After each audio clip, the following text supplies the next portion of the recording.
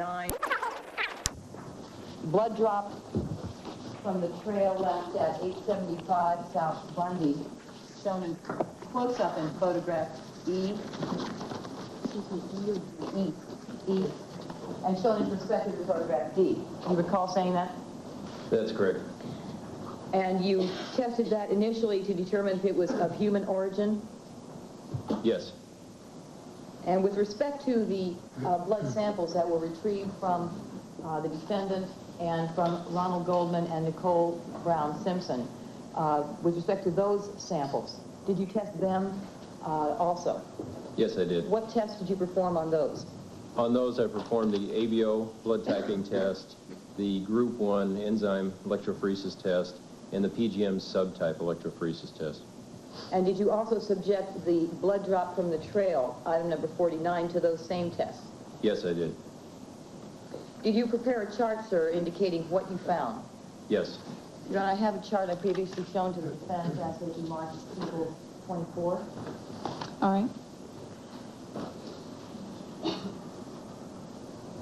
Showing you people's 24, sir. Recognize what I'm showing you? Yes, I do.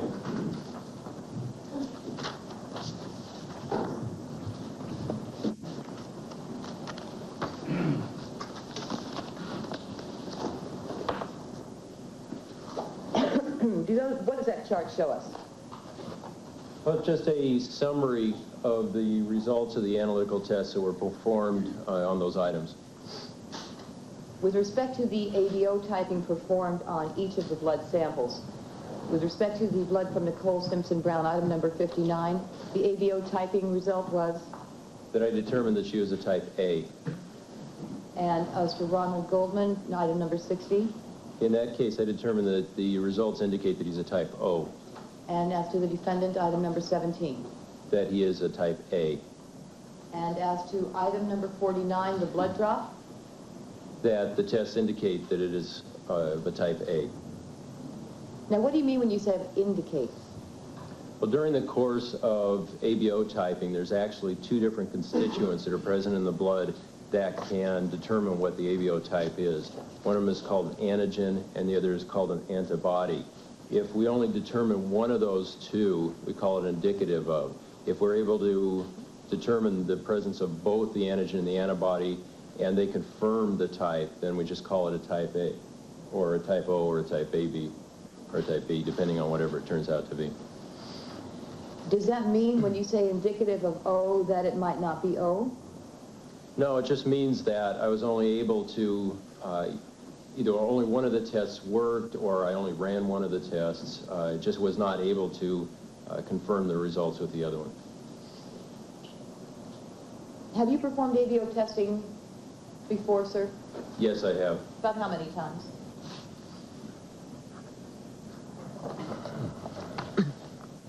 Well, I didn't break it. There's a variety of different type of ABO tests. I didn't break it down to the individual ones, but in my career so far, I've run an ABO typing test a little over 6,500 times. In those 6,500 times, have you had the experience of doing the initial run for ABO typing and come up with an indication of a type, as you've indicated here, like indicative of A or indicative of O, and then had an opportunity to run the second test on the antibodies to confirm that result later? Yes. In any of those cases, did it turn out that the initial indicative of type, whether it be O, A, or A, B, or B, turned out to be wrong? I don't know if I would say turned out to be wrong. Occasionally there are discrepancies that occur between the two, and then we come up with what's called an inconclusive result. Normally you can, through further testing, try and decide or determine why it may not have come out as clearly as you expected, but occasionally it does happen where your first indication, your first test is not how it's eventually reported. And how often does that happen?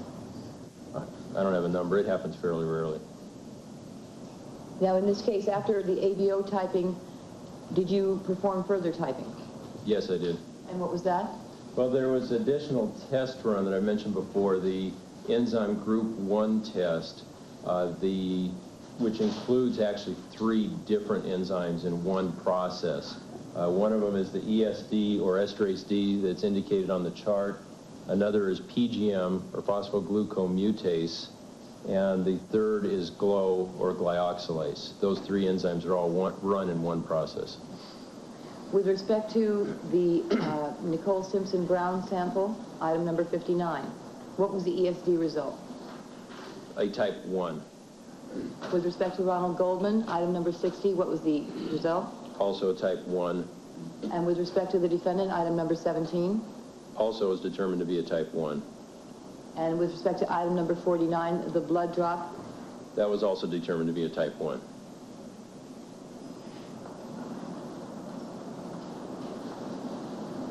Thus far, with respect to the markers that you found in item number 49, excuse me, item number 49,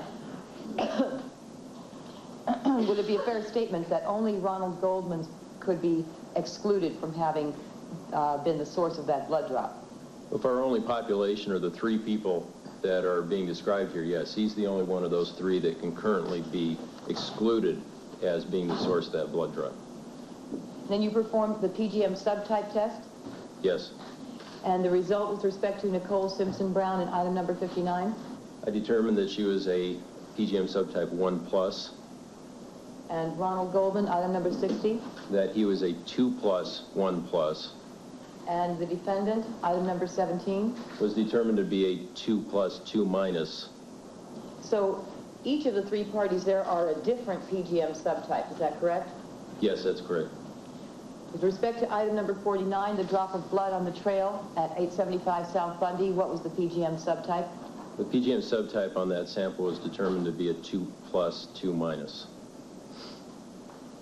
Based on the three people that you see on that chart, could Nicole Simpson Brown have left the blood drop at 875 South Bundy, marked item number 49? No, with the inclusion of the PGM subtype information, she's excluded as being a source of that sample. With respect to Ronald Goldman, based on the PGM subtype, could he have been a source of that blood drop on the trail known as item number 49 at 875 South Bundy? No, he could not. With respect to the defendant, could he have been the source of the blood drop that was found on the trail at 875 South Bundy, known as item number 49? Yes, he can be included in the group of possibles. Now, did you make some effort to determine what the frequency or number of percentage of the population that could have left the blood sample that you typed out in item number 49 as indicative of A, ESD type 1, PGM subtype 2+, 2-? What percentage of the population could have left that blood drop? Okay, I determined that that combination of those three type genetic markers exists in approximately 0.43% of the general population. Your Honor, we'll object to the admission of this evidence for lack of foundation.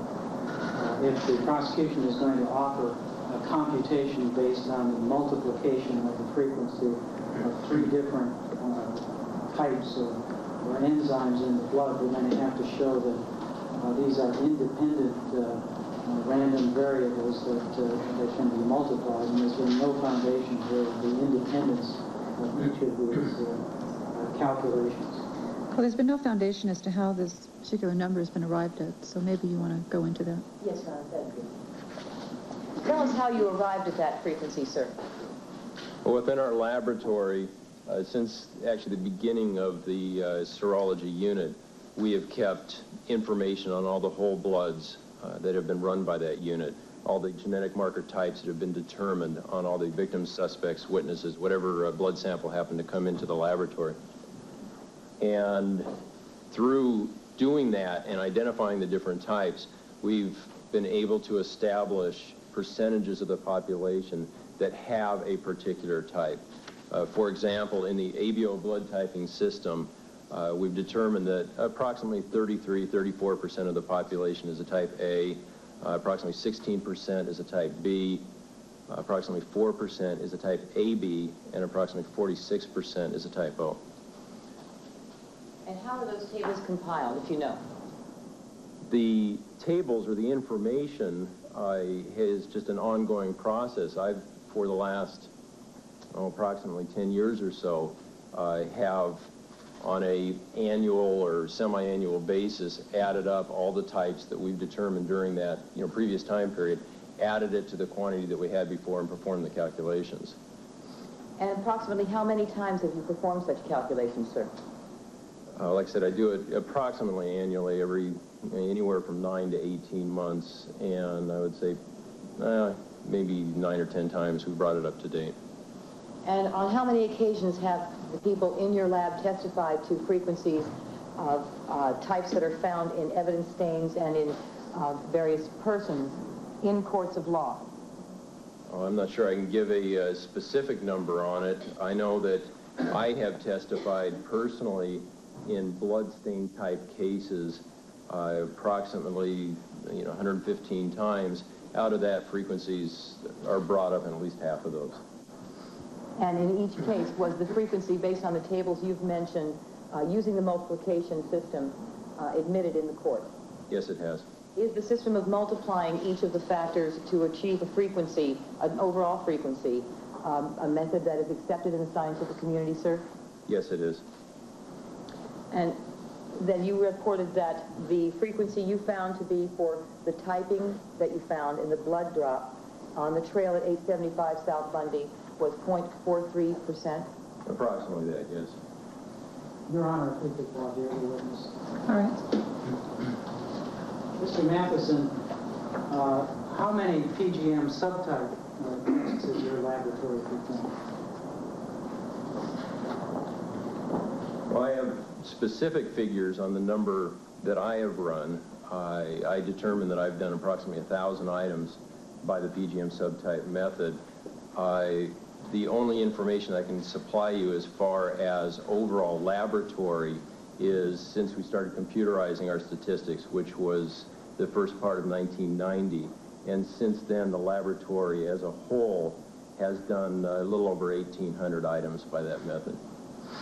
Now, you indicated that you've done about 6,500 ABO typing tests.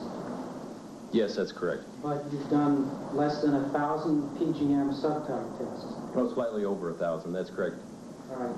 So you do a PGM subtype in about 1 out of 6 of the tests where you do an ABO type. That's approximately how the math works out, yeah. How do you select which cases you're going to do a PGM subtype? Well, it depends an awful lot on how much sample there is to begin with. Our protocol has tended to be to do the ABO first and then go on to the electrophoresis systems. I've mentioned earlier this group 1 system, which includes PGM as one of the enzymes in it, that you normally try and run first and determine what the PGM type is, not the subtype. And if you don't get a PGM type, then there's no reason to expend further sample running the subtype system on it. So many times we don't run it.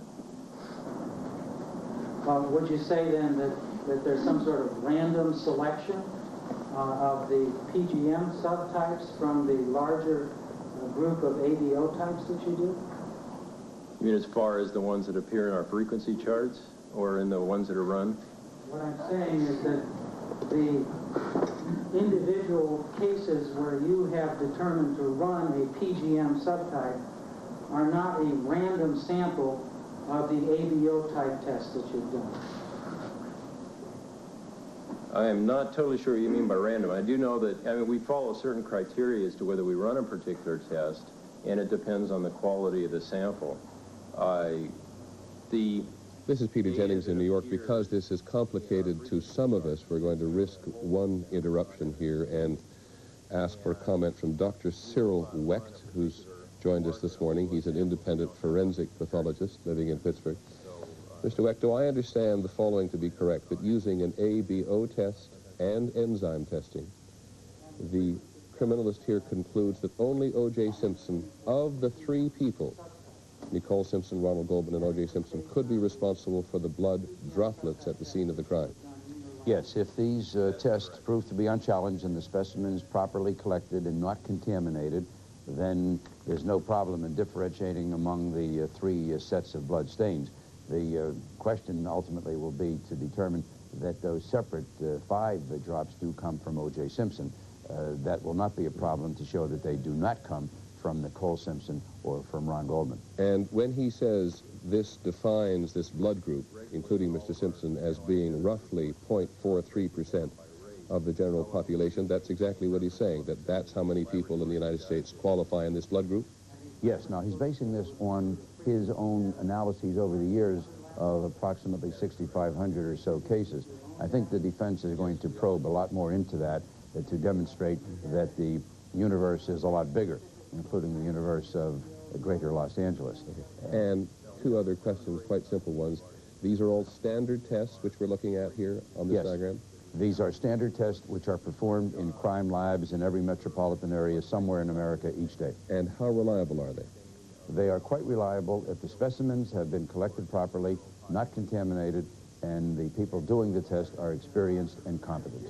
And because he's being challenged, can we go back to the card for just a second there, if we could go back to that graphic. Because he's being charged or challenged here on the PGM testing, the subtype testing at the bottom, please remind us again what precisely that is. That is a specific enzyme test. It's something that is relatively new. It goes back, I don't know, maybe 20 years or so, and it categorizes the much broader division of ABO typing. In other words, gives you much greater specificity. I apologize. In other words, it's a refinement of a more general test. Yes, it's a breaking down and a narrowing of the population which might have that particular type. Thank you very much. Let's go back to the testimony. In the PGM subtype system, it doesn't vary quite as much as that. You're not aware that there have been reports in PGM subtypes of ratios as great as 3 to 1 between races? Well, it wouldn't surprise me that if in specific populations it can vary by that much. That's one reason why up to this point I've specifically mentioned that these frequency determinations were approximations. And what you've done in order to come up with this 0.43% or 1 in 200 is simply take your calculations of the frequency of each of the markers and then multiply them together to come up with 1 in 200. With the 0.43, that's correct. And then I kind of rounded up for ease of understanding to approximately 1 in 200. Well, what is the frequency of type A that you use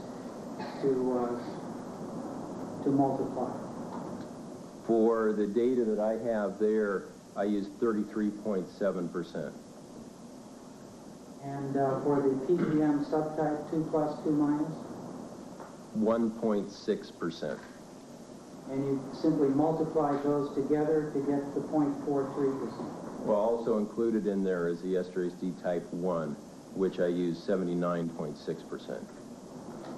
Now, you have made no effort to correlate the frequency of PGM subtype with the frequency of a particular result in the ABO test, have you? Oh, you mean to see if there's any sort of correlation between the two? Exactly. No, within our laboratory we have not done that. I have learned throughout my training and have been advised that they are independent. Been advised by who? I don't have any specific name or reference. It's just been something that's been occurred during the course of the last 12 years of my serology training. It's my understanding that they are independent factors. There's none of the testing that you have done or the accumulation of data that you have done attempts to correlate how frequently you would have a 2 plus 2 minus, for example, in an A blood sample as opposed to a B blood sample or an O blood sample or an AB blood sample. No, within our laboratory we have never done those calculations.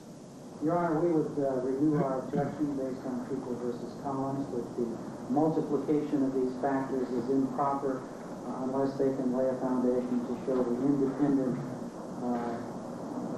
appearance of each of these factors that they're multiplying. Ms. Clark? Yes, Your Honor. Counsel's raising the possibility of linkage, and I think that with maybe a little bit further questioning I can establish that is not an issue in these particular markers.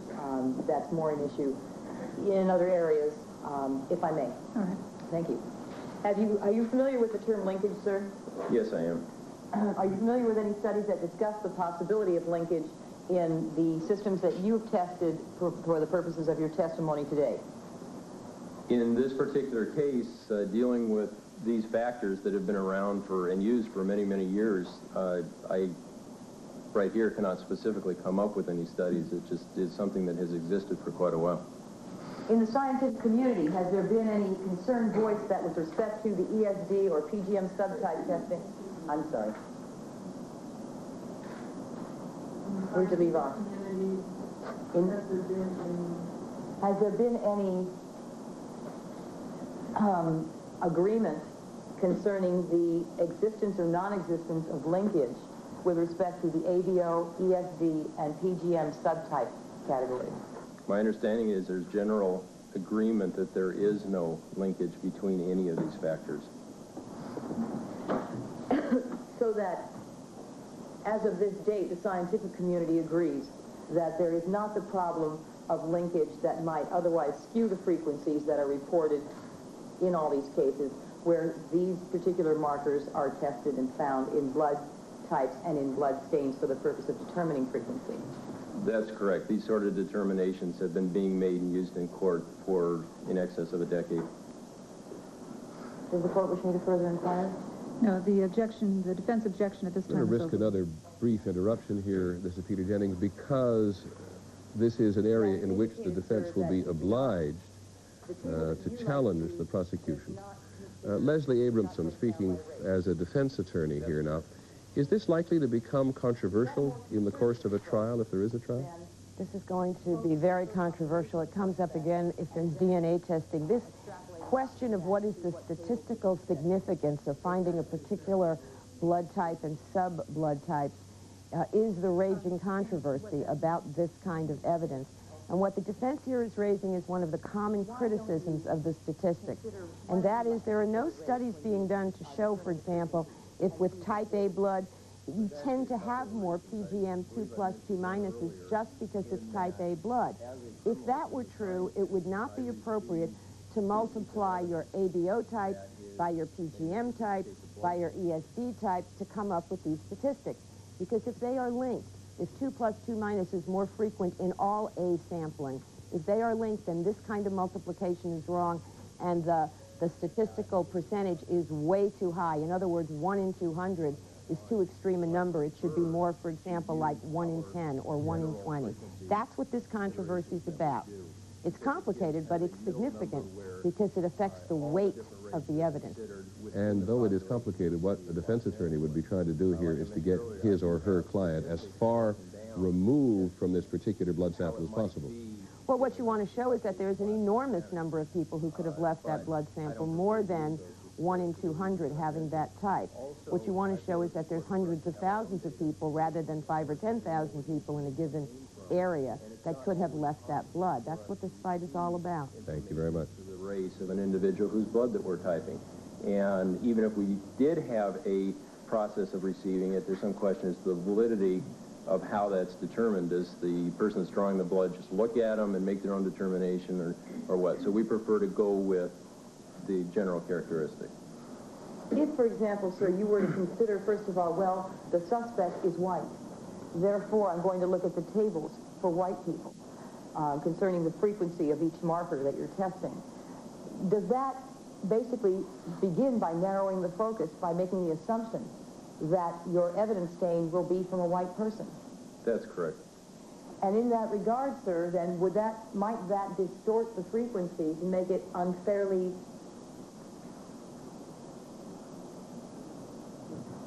more incriminating than you otherwise might have if you did not make any assumptions about the possible source of a blood stain? Well, depending on how it happens to work out for that race, it could be either more or less incriminating. But either way, it might distort your result if you were to narrow the focus by making an assumption that the person who left the stain is of the same race as the suspect. That's correct. And you did not do that in this case? Not for purposes of the report or the chart.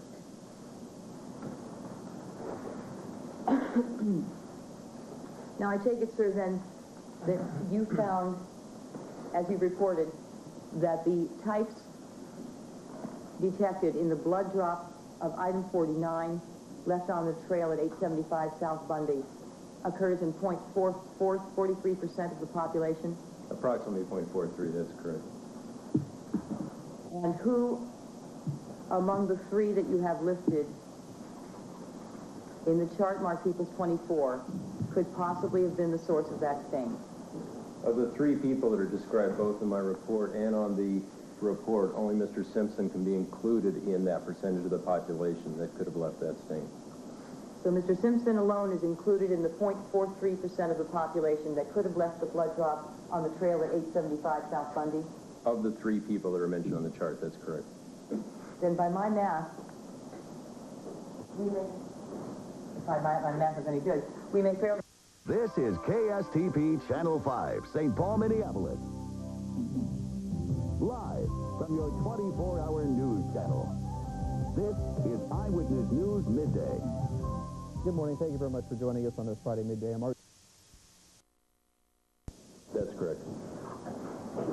When you talk about that kind of frequency in a population the size of Los Angeles, for example, where we have 8 million people, you're saying that there are something on the order of 40,000 to 80,000 other people whose blood would produce the identical genetic markers that you have identified in item 49. Is that correct? Approximately, that's correct, yes. Thank you. Nothing further. Ms. Clark? Yes. Mr. Matheson, is there anything in the stain that we have marked as item number 49 that indicates to you that it is indeed a mixture of blood from two people? Well, I would not necessarily know that. Like I mentioned earlier, the results would be the same, but there's nothing specific to indicate a mixture or whether it's not a mixture.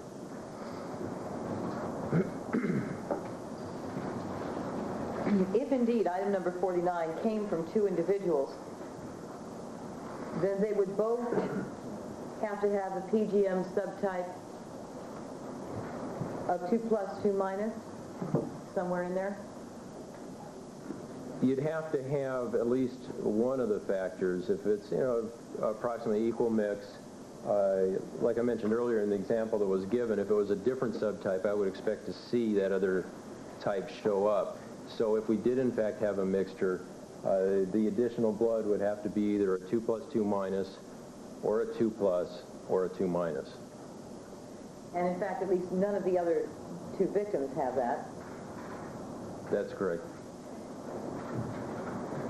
And then that other person would also have to be a type 1 for ESD. That's correct. And an O or an A as to the ABO system. Yes, that's correct.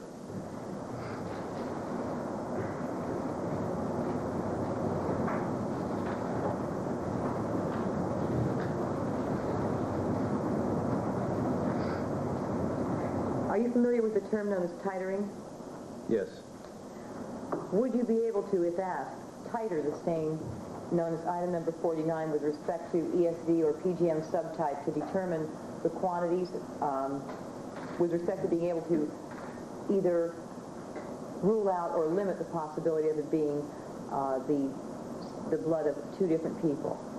I don't believe that would be appropriate testing to determine something like that. I'm not sure you could determine something like that. Is there any testing you're aware of that could narrow down that could eliminate completely the possibility of that being two people? Not to my knowledge, no. But there was no independent evidence that you were able to find that determined that in fact that was indeed the blood of two people? That's correct. Thank you. Mr. Ullman, anything else? Yeah. Mr. Matheson, if we had a mixture that included PGM subtype 2+, 2- plus some other subtype, at some point in terms of the ratio of the mixture, the other subtype would be masked or would not appear in your results. Isn't that correct? Is this similar to what we were talking about before, if there was a completely foreign type besides the 2+, 2-? Right. That's correct. If you got to a point where the other blood was diluted to the point where it didn't show up, then you wouldn't see it. But you would still see the A result on the ABO test. I suppose at some point it's possible where you'd still see the A and not the subtype. Thank you. Nothing. Excuse me, one minute.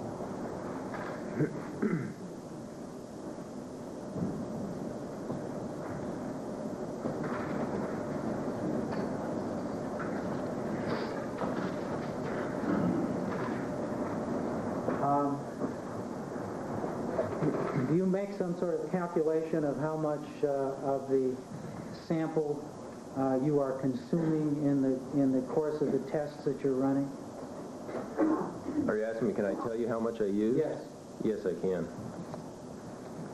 Refer to my analysis notes.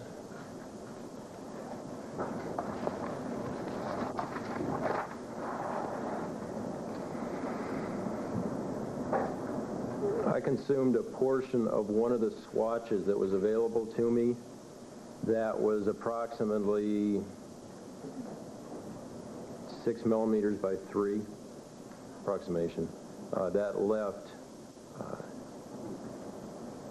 2 swatches plus a portion of that one remaining that I worked on. Right. So each of these tests that you perform consumes a certain proportion of the sample that you have available to test. Yes, that's correct. Thank you.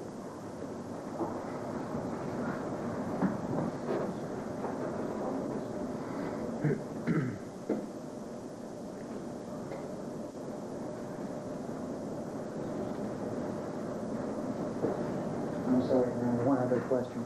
With respect to the sample of the item number 17, the blood of O.J. Simpson, did you similarly inventory how much of that sample you consumed? The proportion that would be consumed would have been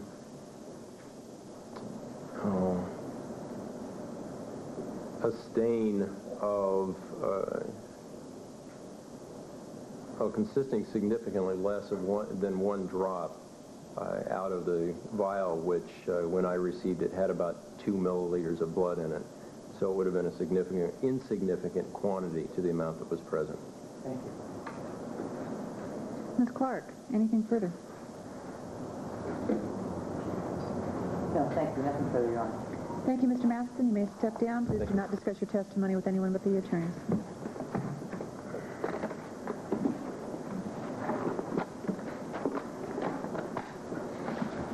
And good morning, Your Honor. The next witness for the people will be Dr. Erwin Goldman.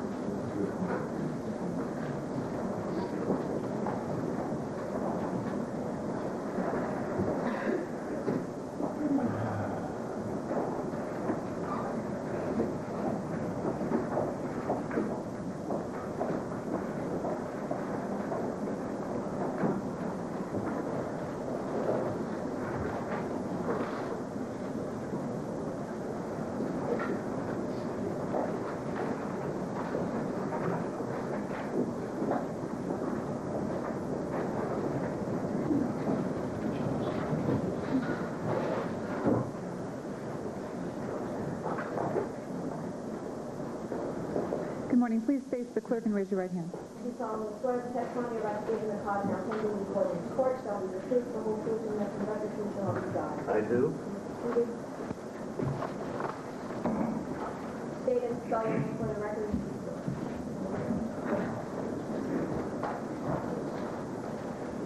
Erwin L. Golden. I-R-W-I-N-G-O-L-D-E-N. You may inquire. And thank you very much, Your Honor. Good morning, Dr. Golden. Good morning. Dr. Golden, you are a physician licensed to practice medicine in the state of California, are you not? Yes. And, sir, you are now employed by the Los Angeles County Department of the Coroner, is that correct? Yes. Dr. Golden, would you tell us what your job title is with the LA County Department of the Coroner? I am a deputy medical examiner. And would you describe for us, please, what your duties and functions are as a deputy medical examiner? Well, as a deputy medical examiner, I am a physician specialist, and my duties are to perform autopsies on the decedents that come under our jurisdiction and to determine the cause and manner of death. Sir, how long have you worked as a deputy medical examiner for the LA County Department of the Coroner? I have completed 14 years. I'm in my 15th year now. Started in July of 1980. And Dr. Goldman, have you received any specialized education, training, or experience that qualifies you to hold your position as a deputy medical examiner? Yes. And please describe it for us.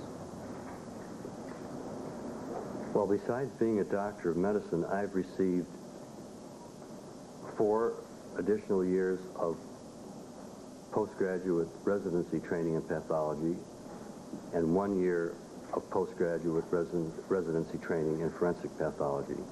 And I am certified by the American Board of Pathology in anatomical pathology, clinical pathology, and forensic pathology. Hey, doctor, let's break those down just a little bit. First of all, sir, you described yourself as a physician. You have testified that you are a physician. Is that correct? Yes. And where did you attend medical school, sir? I attended the University of Illinois College of Medicine. And when did you graduate, sir? 1966. And you stated that following your graduation from the University of Illinois that you received some specialized training. Is that correct? Yes. And that was 4 years worth. Is that correct? Yes. And you mentioned that you are certified in certain, with regard to certain aspects of pathology. Is that correct? Yes. And by certified, are you referring to board certification? Yes. Would you describe for us, please, what it means to be board certified?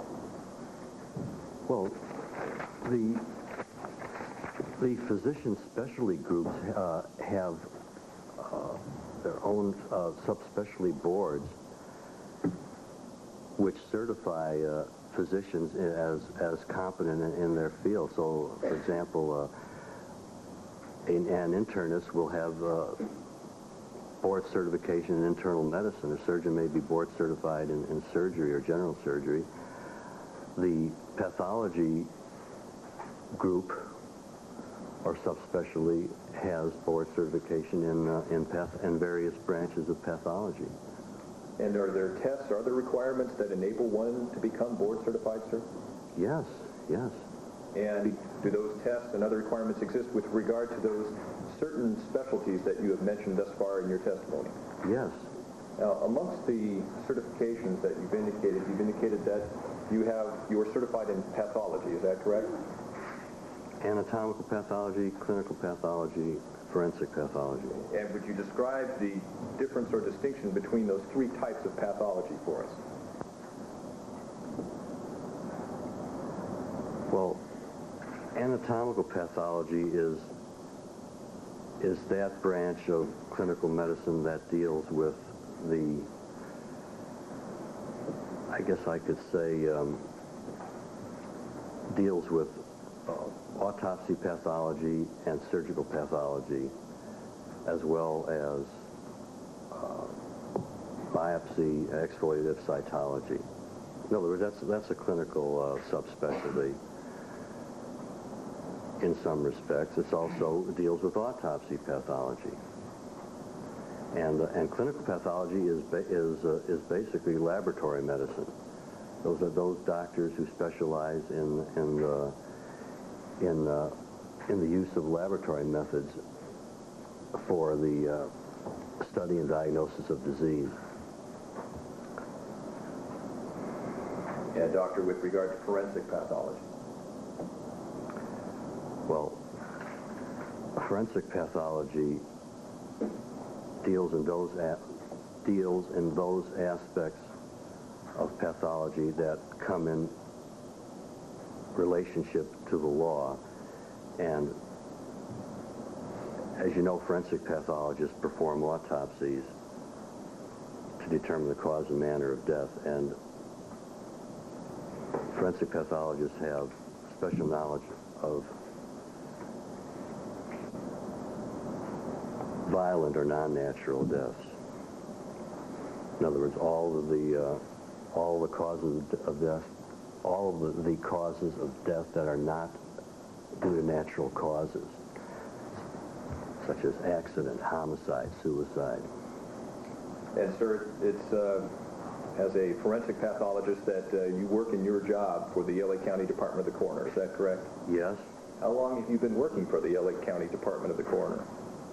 Since 1980, July of 1980.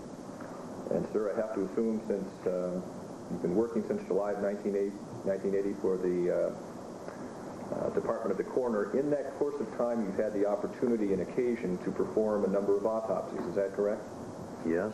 Would you give us an estimate of approximately how many autopsies you've performed since starting work for the LA County Department of the Coroner? I would say approximately, well, it's more than 5,000, somewhere in the mid 5,000 autopsies.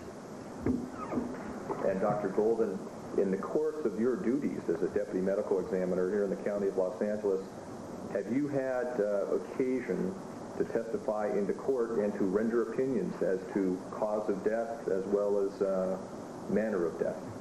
Yes. And approximately how many times have you so testified? Well, using an estimate that I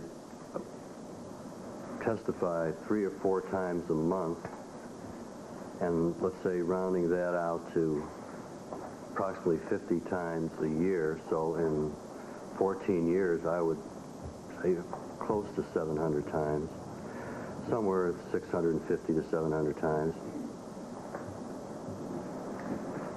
Dr. Golden, I would like to direct your attention to the date of June the 14th, 1994.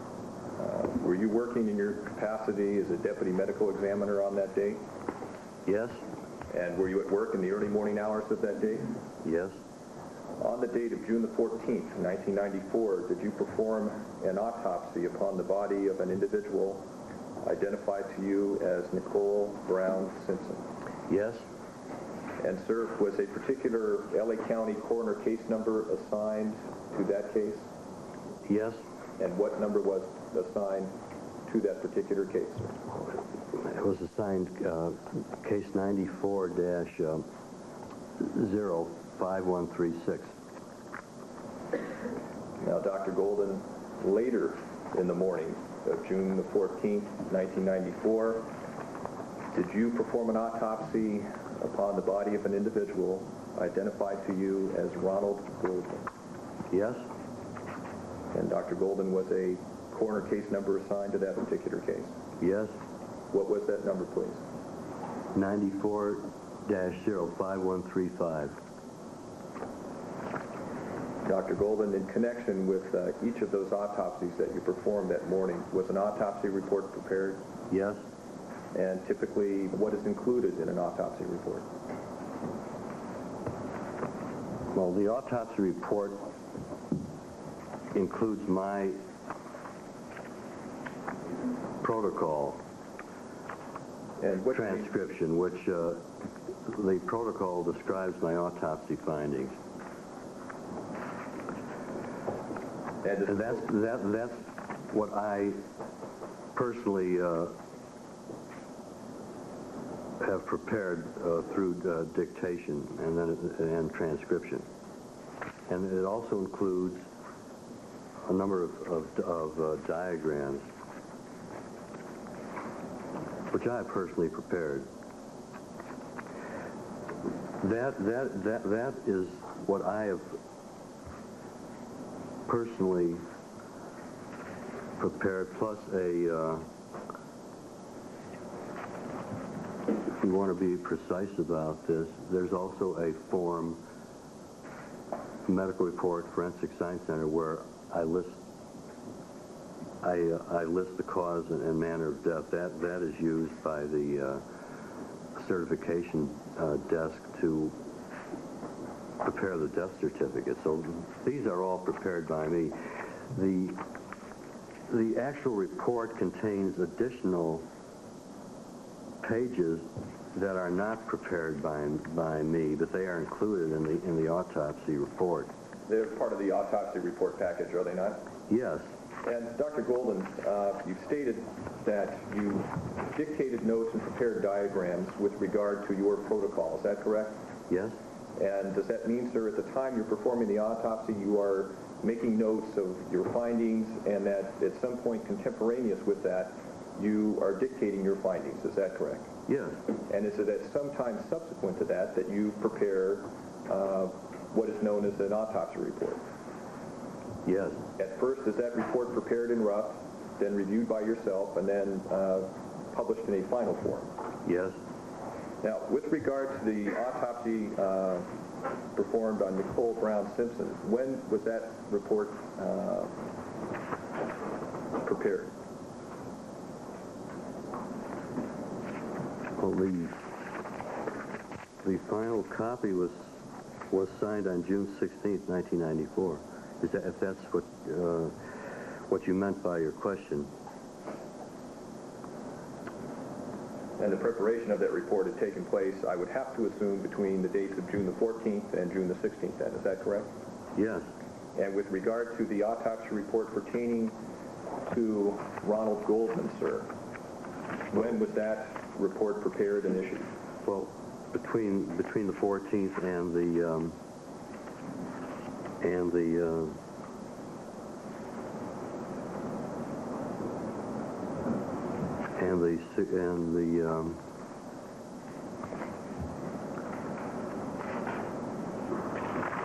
actually I signed the report on Mr. Goldman on June 17th, 1994. Okay, thank you, sir. And Dr. Goldman, is the fact, is it not, that during the course of the autopsy you direct that photographs be taken as well? Is that correct? Yes.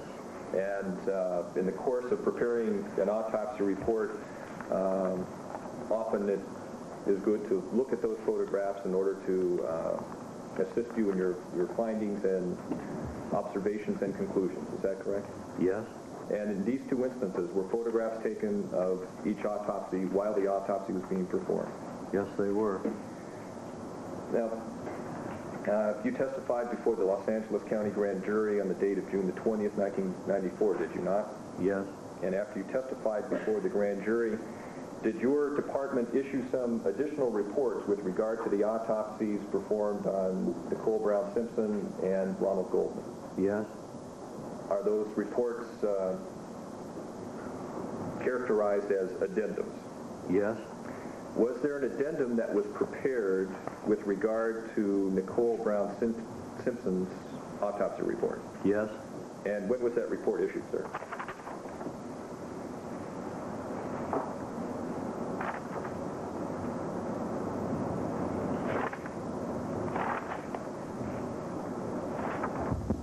It was issued July 1st, 1994. And it is true, is it not, Dr. Golden, that an addendum to the Ronald Goldman autopsy report was issued on that same date? Yes. Now, with regard to the addendums, Dr. Golden, why were those addendums prepared?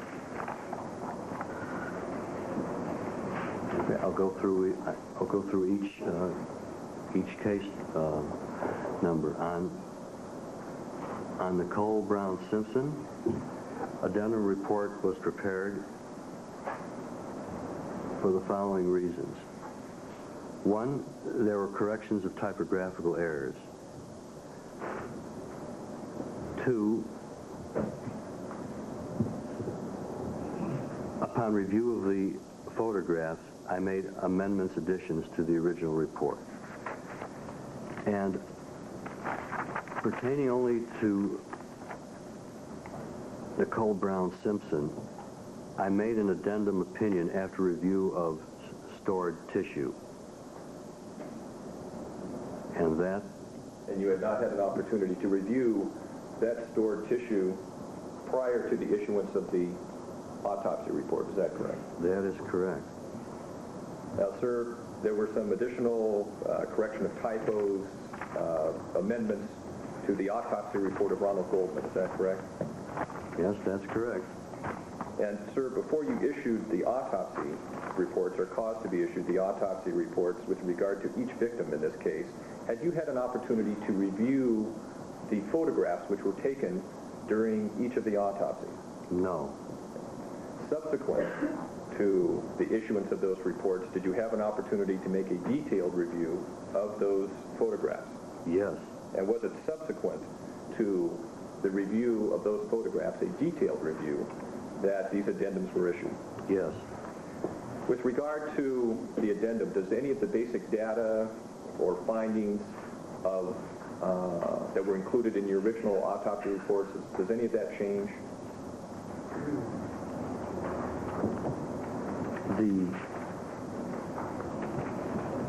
The changes were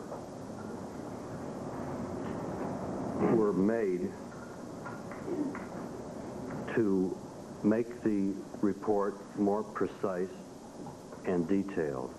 The basic findings, and that includes findings as to the cause of death, were not changed. There were no changes pertaining to the internal examination. Basic measurements taken when I did the examination, including measurements on the stab wounds, were not changed. All of the basic measurements, particularly ones that would pertain to cause of death or weapon identification, were not changed. I changed some of the descriptions based on the photographs to provide a more precise and detailed description for this report. Doctor, let's relate back to the morning of June the 14th, 1994. You commenced the autopsy procedure on the body of Nicole Brown Simpson at about 7:30 in the morning. Is that correct? Yes. Yes, I did. And as part of your autopsy procedure or protocol, did you perform an external examination of Nicole's body? Yes. When you first saw the body, sir, was the body closed? Yes. Would you describe for us how you recall the body being closed? Well, the decedent was wearing a short black dress that was blood-stained and a pair of black panties. That's what she was wearing. What was the condition of the dress? It appeared to be blood-stained. Was it still damp or dry blood? Well, it appeared to be partially damp. And as part of your autopsy procedure, sir, did you cause the clothing to be removed? Clothing was removed for photography purposes, and also the clothing had to be dried and preserved as evidence. And did you direct that be done with regard to Nicole Brown Simpson's clothing? Yes. After the clothing was removed, Dr. Goldman, did you determine the length of Nicole Brown Simpson's body? Yes. And what was that, sir? Body length was 65 inches, or 5 feet 5 inches. Body weight was 129 pounds. And Dr. Goldman, did you determine the weight of Nicole Brown Simpson's body? Yes, 129 pounds. After determining the length and weight of Nicole's body, did you observe any evidence of injury to the neck of Nicole Brown Simpson? Yes, I did. Would you describe what you observed, Dr. Goldman?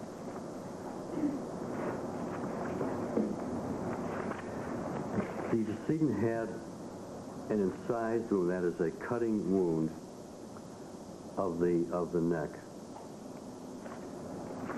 which extended from the left side of the neck across the larynx or voice box, and then angulated upwards towards the right ear. And Dr. Golden, did you observe a number of stab wounds to the left side of Nicole Brown Simpson's neck? Yes, I did. Did you? For the sake of the record, I have no objection to the doctor refreshing his memory or reading from his report, but I would like the record to indicate that that is being done. All right. Have you been reading in response to the last couple of questions from your report, Doctor? Yes. Okay, thank you. And thank you, Honor. Dr. Golden, did you create a diagram which reflected the approximate locations of the wounds that you just indicated in your testimony? Yes. Your Honor, I have here a diagram. I've previously shown this to counsel. It is a coroner's diagram. It reflects relative positions of the wounds thus far described by Dr. Golden. May this be people 25 for identification? Yes.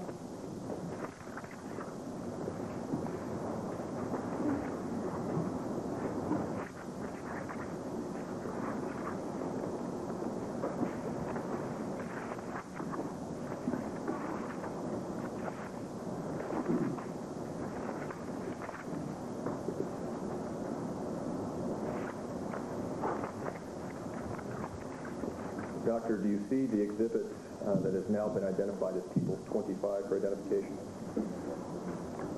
Yes. Okay. And would you indicate for us what is depicted on that diagram?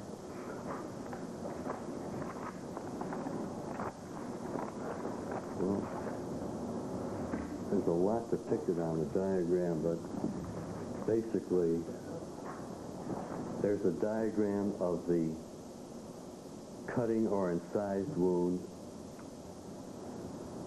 on the neck, which is indicated here in this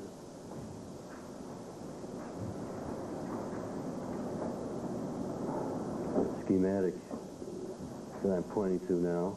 And for the record, sir, you're indicating a schematic of the neck and head portion of a human figure in the upper left-hand corner of the diagram. Is that correct? Yes. Let us focus on that particular wound for a few moments, if we may. Doctor, you characterized that wound as a cutting or incised wound. Is that correct? Yes. Would you describe for us what a cutting or incised wound is? An incised wound is an injury produced by a sharp object that cuts across the skin and produces an injury that is longer than it is deep. Again, the record indicates that at least the first portion of that answer was read from, appeared to be read. The witness is shaking his head no. I don't think he was reading it. I wasn't reading anything. Sorry, it appears to me that at this point, can the witness be instructed if he is going to read the refreshing memory that he just indicated, that we have no objection to that procedure? All right. Anytime that you do elect to read something, if you could just state it so that the record is clear ultimately. Now, Doctor, with regard to the cutting or incised wound that you have described thus far in your testimony, would you give us the dimensions of that wound as noted by yourself during Nicole Brown Simpson's autopsy? Right. Well, I can get that from the diagram chart. Basically, it was a gaping wound measuring 5.5 inches in length by 2.5 inches in width. And after alignment of the edges, that is, by moving them together and approximating the edges, the right-hand side measured 4 inches, and the left-hand side measured 2.5 inches. And sir, when you refer to right-hand side and left-hand side, you are relating that in accord with a hypothetical midline, are you not? Yes. The midline would be a line hypothetically going down the middle of the body, is that correct? Yes. And when you're referring to right and left aspect of the midline, you are characterizing that as one would observe the decedent from the front. Is that correct? Or the right side of the body and the left side of the body, in other words? All descriptions refer to the decedent, not to the observer. Very well. Now, with regard to the right earlobe and right side of the midline, you've stated that this wound appears to, after going across the neck, appears to angulate upward towards the right earlobe. Is that correct? Yes. Now, with regard to the right side of the wound path, this would be referring to the right side of this hypothetical midline. Would you give us a description of your findings regarding the wound path and depth of wound? Okay, well, I'll also look at my notes to refresh my memory, but this wound passed through the muscles on the right side of the neck and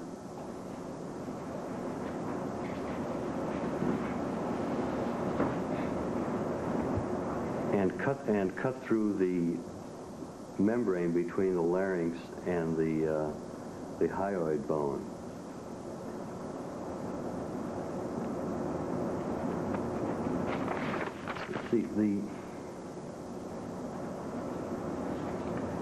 See, the wound on the left side and cutting across the midline is transverse or horizontally.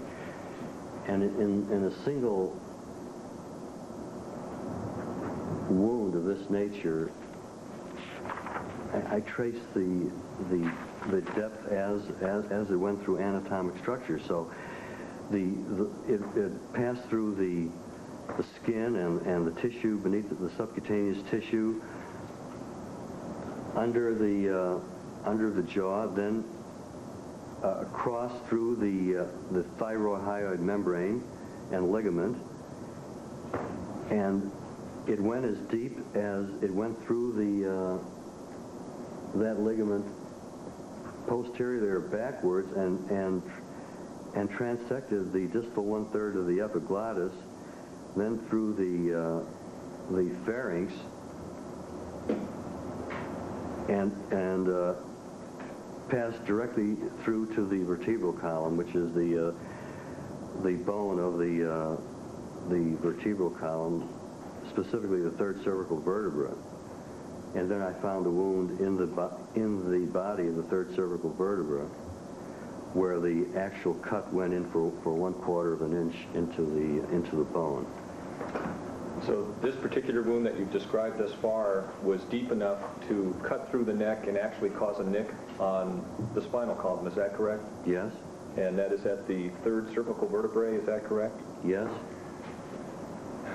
Now, along the wound path, were any vital blood vessels severed? Yes, and as I was saying, as the wound went up or angulated towards the right ear, it became more superficial and then ended in the skin below the right earlobe. Now, on my dissection of the wound, the right common carotid artery was severed or completely cut across, transected, and there was a 1/4 inch nick or cut on the right internal jugular vein. Now, that was on the right side. On the left side, tracing the wound from the midline towards the left, the left common carotid artery was transected, and the internal jugular vein was almost transected. There was a thin strand of tissue bridging across the two cut ends. So, Dr. Golden, with regard to this particular wound, we have the complete severing of both carotid arteries, is that correct? Yes. And you have the near severing of one jugular vein and a nick in the other jugular vein, is that correct? Yes.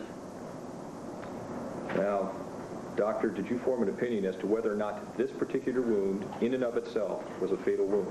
Yes. And what was your opinion? This is a fatal wound. And why, sir? Please explain. Well, both the carotid arteries and the common carotid arteries and the internal jugular veins were transected and cut, which would lead to exsanguinating hemorrhage. And what does exsanguinating mean? Bleeding out. Which ultimately would cause death, would it not? Yes. Doctor, referring to the diagram which has been marked as People's 25 for identification and the figure in the lower right-hand corner, do you see that, sir? 25? It's People's 25 to the side of the witness stand, sir. Mr. Hodgman, I think this is probably an appropriate time to take a 15-minute recess. Very well. Let's see.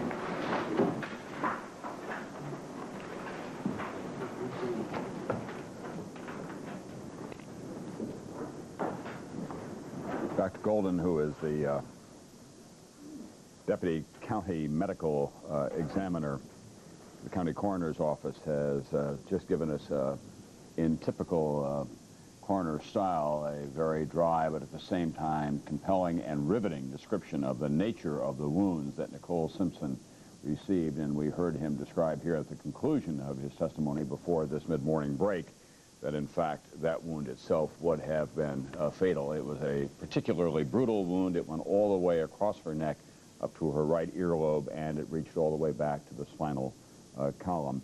This came after we heard as well from a Los Angeles Police Department criminalist this morning, Gregory Matheson, that the blood at the scene of the crime that he examined, one droplet of that blood, could not have been Nicole Simpson's blood or Ron Goldman. Or makes reference to 4 stab wounds to the left side of the neck, is that correct? Yes. And with regard to your diagram, those wounds are numbered 1, 2, 3, and 4, is that correct? Yes. And wound number 2 appears to be less visible than the wounds that have been numbered 1, 3, and 4, is that right? Yes. And doctor, with regard to those wounds, these numbers are for reference purposes only, are they not? Yes. They do not necessarily indicate the order of the wounds, do they? That's correct. Doctor, I'd like to have you briefly describe the wounds depicted on the diagram, starting with wound number 1, as you have so referred to it. Okay.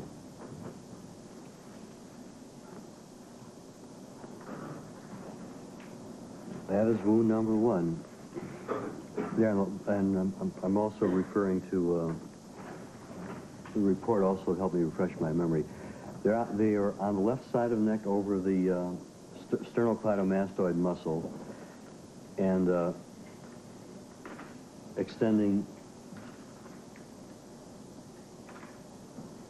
from 3 inches below the external auditory canal. And I have number 1.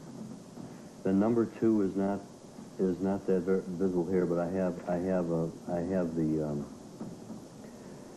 the number and my notes about it, and my measurements here. Then there's number 3, left side of the neck, diagonally oriented, and then left side of the neck.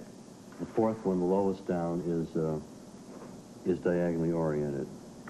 So that comprises the 4 stab wounds we're referring to. And doctor, with regard to stab wound number 1, as we are referring to them, that wound was approximately 5/8 inches in length, was it not? Yes. And that is reflected in your autopsy report, is it not? Yes, 5/8 inches in length. Would you tell us a little bit about what you observed with regard to the nature of the wound to the skin? Well, I made measurements of these wounds. All the measurements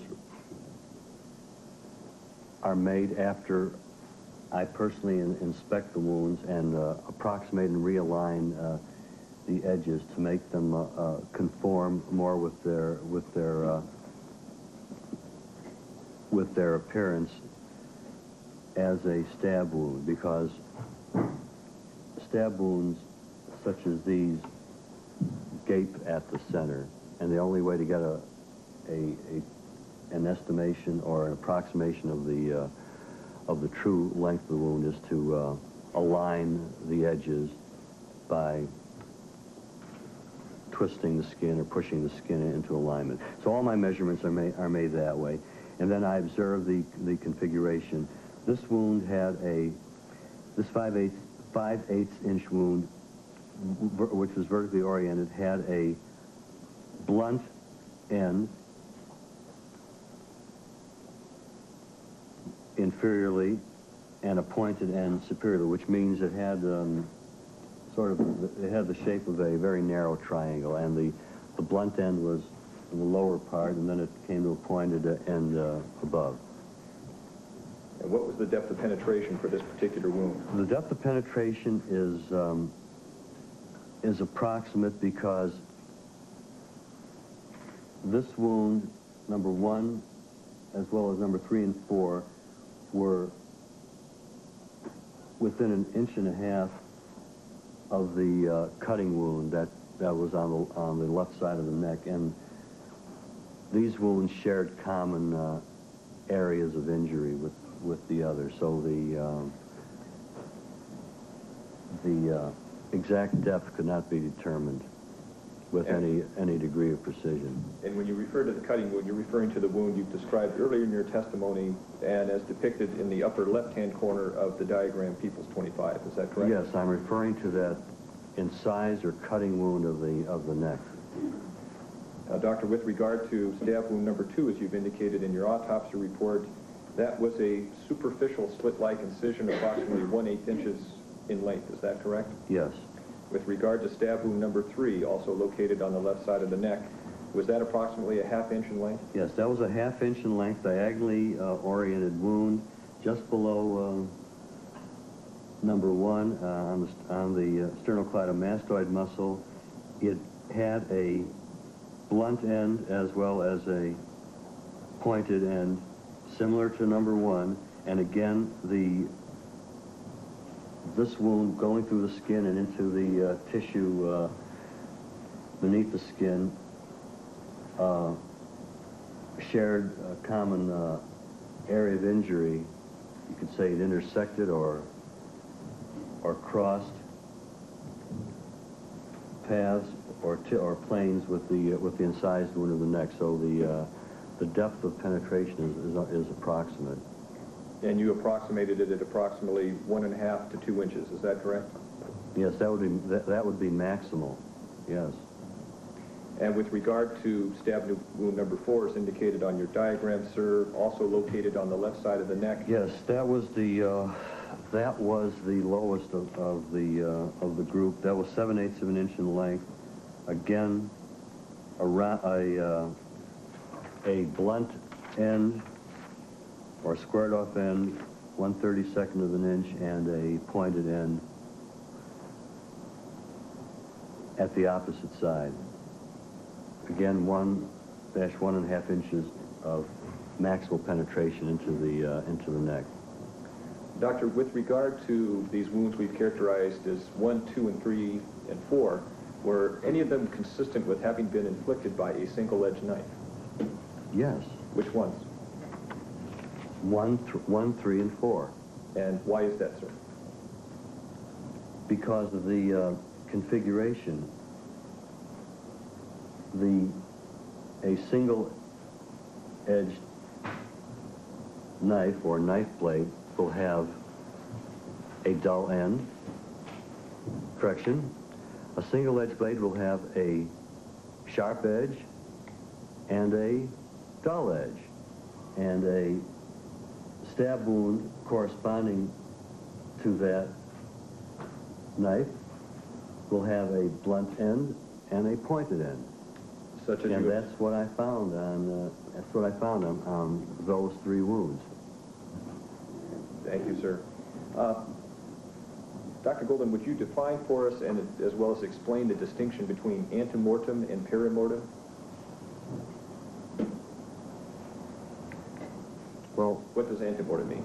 Well, antemortem means before death, and that refers to injuries that occur before death while the person is alive, and that there would be obviously vital activity. And what do you mean by vital activity? Well, blood pressure, particularly blood pressure in the vessels where an injury might occur. That's why we're concerned with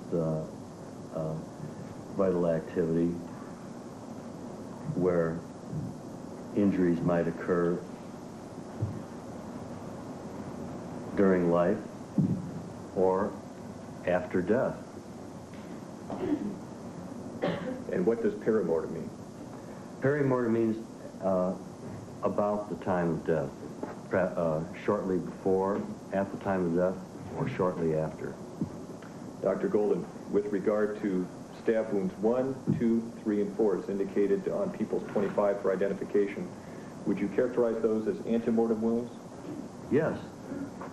And did you observe, in connection with each of those wounds, some sort of vital activity, as you've described it, which would cause you to determine that they are antemortem? Yes, all of these injuries had bleeding, either at the margins or in the tissue spaces along the wound path.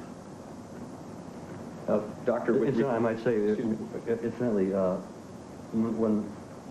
when I describe wounds or forensic pathologists describe wounds, we may say that we may describe injuries and specify where injuries appear to be post-mortem. I mean, that's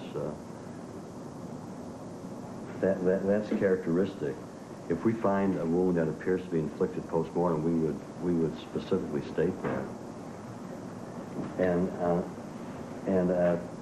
contrary to that, when we see vital activity, we generally describe bleeding in the wound or in the wound path or in the tissue spaces along the wound to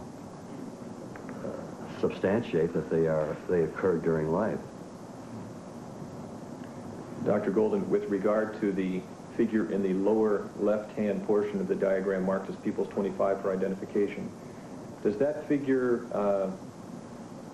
indicate some sort of wound or trauma to the right side of Nicole Brown Simpson's head? If we're referring to the red marking here, yes. And what did you find during the course of your autopsy that indicated such a wound or trauma? Well, I'm referring to my report to refresh memory, but there was a bruise on the right side of the scalp, 4 inches directly above the ear canal. And after shaving of the scalp, it was 1 by 1 inch. It was a fresh bruise. It was red-violet in color. No other injury was apparent, meaning no abrasion or laceration. And this bruise, on subsequent examination, disclosed bruising beneath the scalp. Correction on that, fresh bruising beneath the scalp.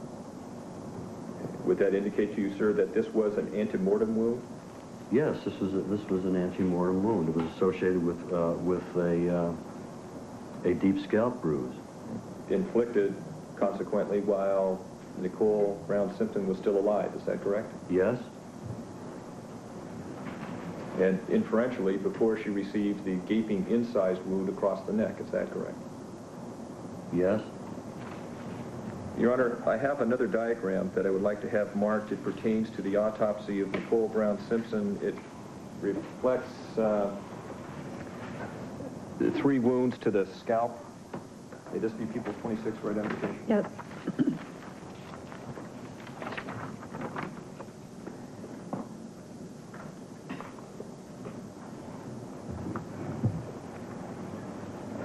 Dr. Golden, during the course of your autopsy upon the body of Nicole Brown Simpson, did you observe wounds or trauma to the scalp of Nicole? Yes. Okay. Tell us what you observed, sir. There was a cutting wound on the back of the scalp left side,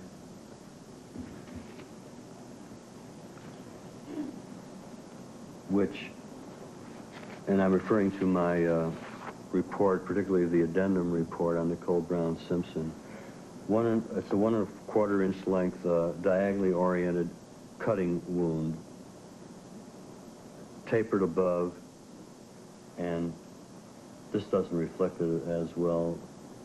The diagram doesn't reflect the actual appearance as the photograph would, but it's a 1 1/4 inch long cutting wound. It was longer than deep. It went into the scalp for approximately 3/8 to 1/2 inch and did no further damage to the skull. This was not a fatal wound, I take it? No. Was it an antemortem wound, that is, one that was inflicted before Nicole Brown Simpson died? Yes, this wound was associated with fresh scalp hemorrhage. In other words, bleeding in the deep scalp tissues. Now, Dr. Golden, there were 2 other wounds that you observed with regard to Nicole Brown Simpson's scalp. Is that correct? Yes. Okay. There was a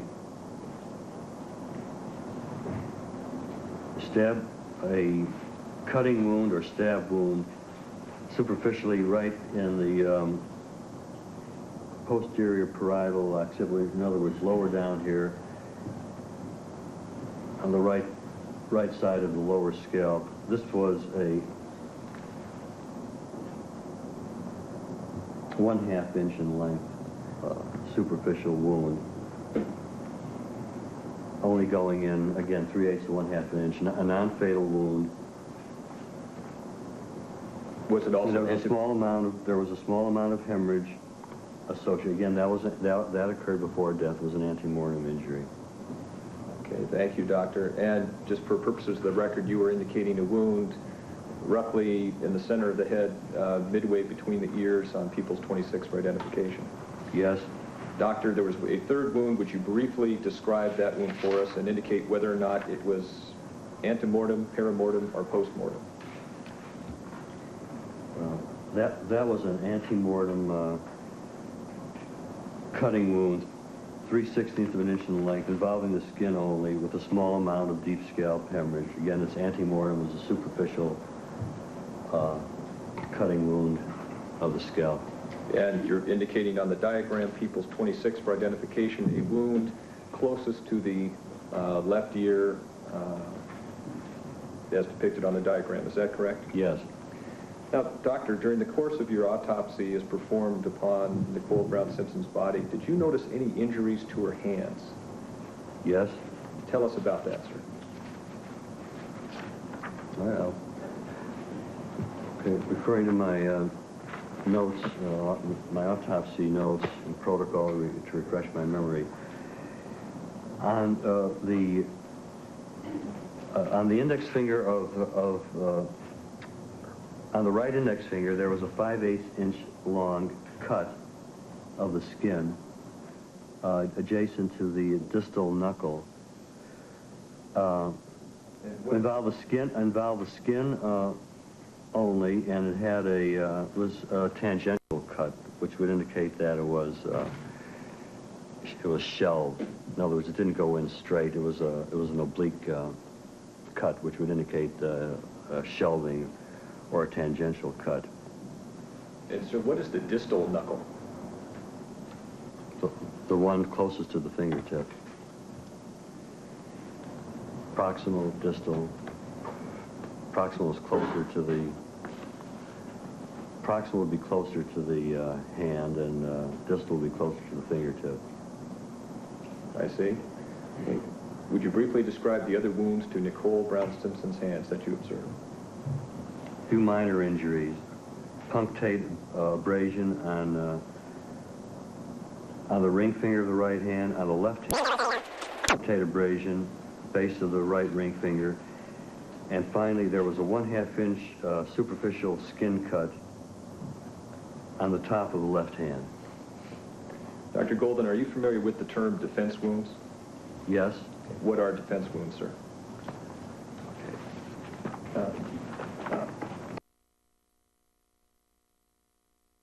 Of the thigh with bleeding along the wound path. The depth of penetration was approximately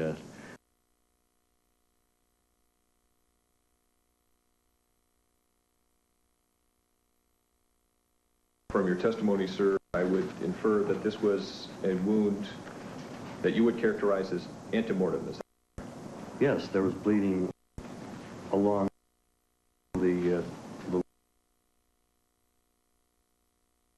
observed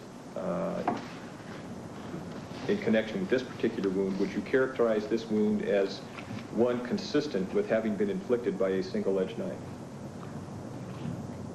Now, this wound did have the characteristic rounded or dull end that would be characteristic of a single-edged blade. Yes, it would. Doctor, during the course of the autopsy involving Mr. Goldman's body, you detected a wound to the left side abdomen of Mr. Goldman, did you not? Yes. Your Honor, I have here one last diagram depicting the described wound to the left side abdomen of Mr. Goldman. May this be 31 for identification? Yes.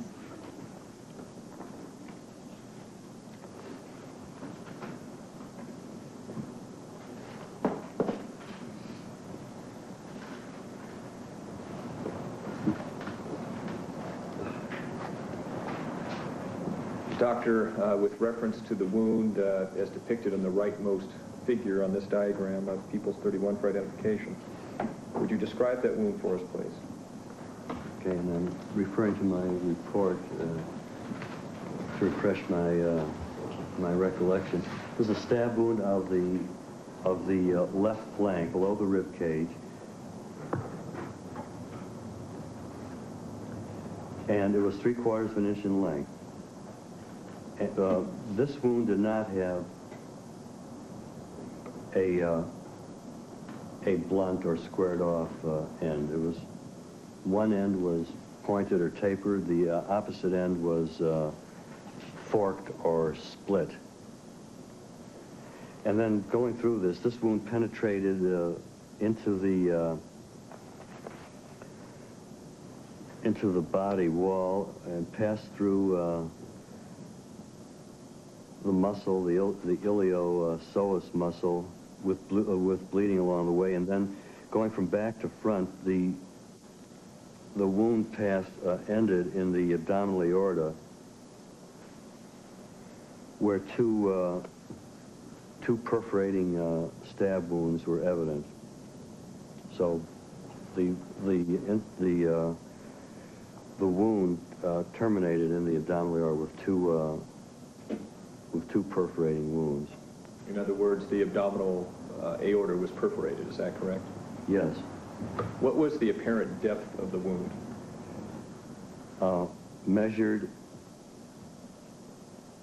from the outside of the body wall to the termination in the aorta was approximately 5.5 inches. Was this wound fatal in and of itself? Yes, this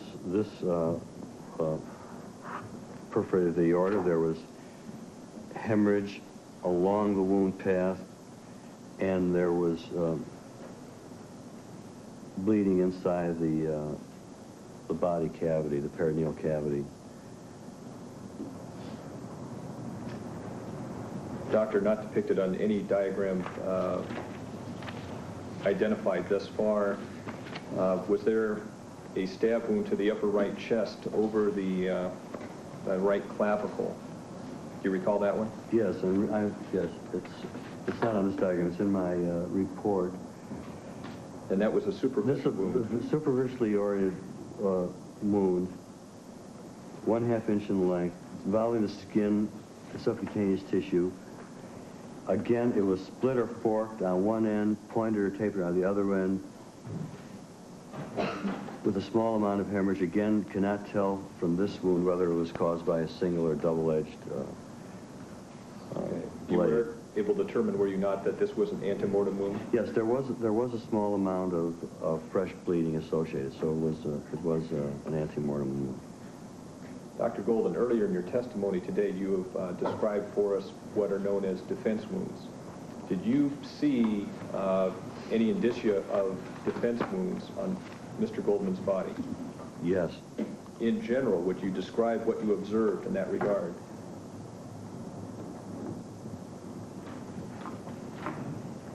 He had cutting wounds on the right hand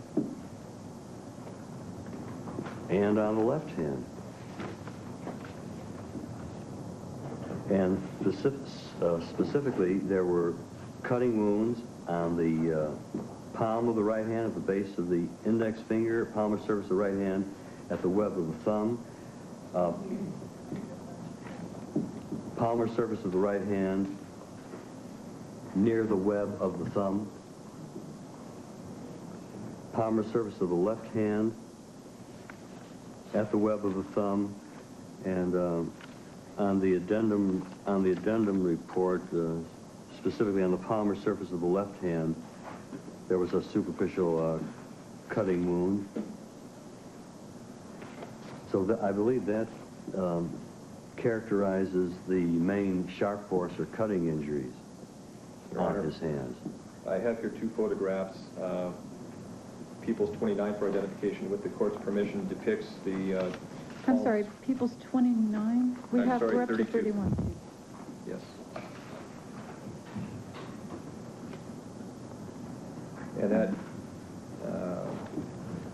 the photograph bears a coroner's tag and appears to depict the right palm of the decedent. And then People's 33 for identification, Your Honor, similar photograph depicting what appears to be the left palm of the decedent, Ronald Goldman. It too also bears a coroner's evidence tag, which corresponds to the case number assigned to Mr. Goldman's autopsy. May these be so marked for identification?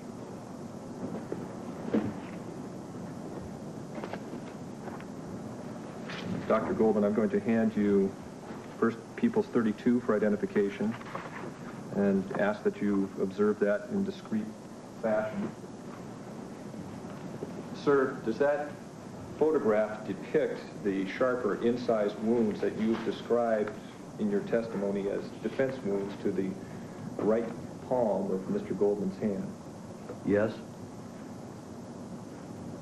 Was that a photo taken during Mr. Goldman's autopsy? Yes. With regard to People's 33 for identification, would you tell us what that depicts, sir? That is the photograph that is now face down on the witness stand before you.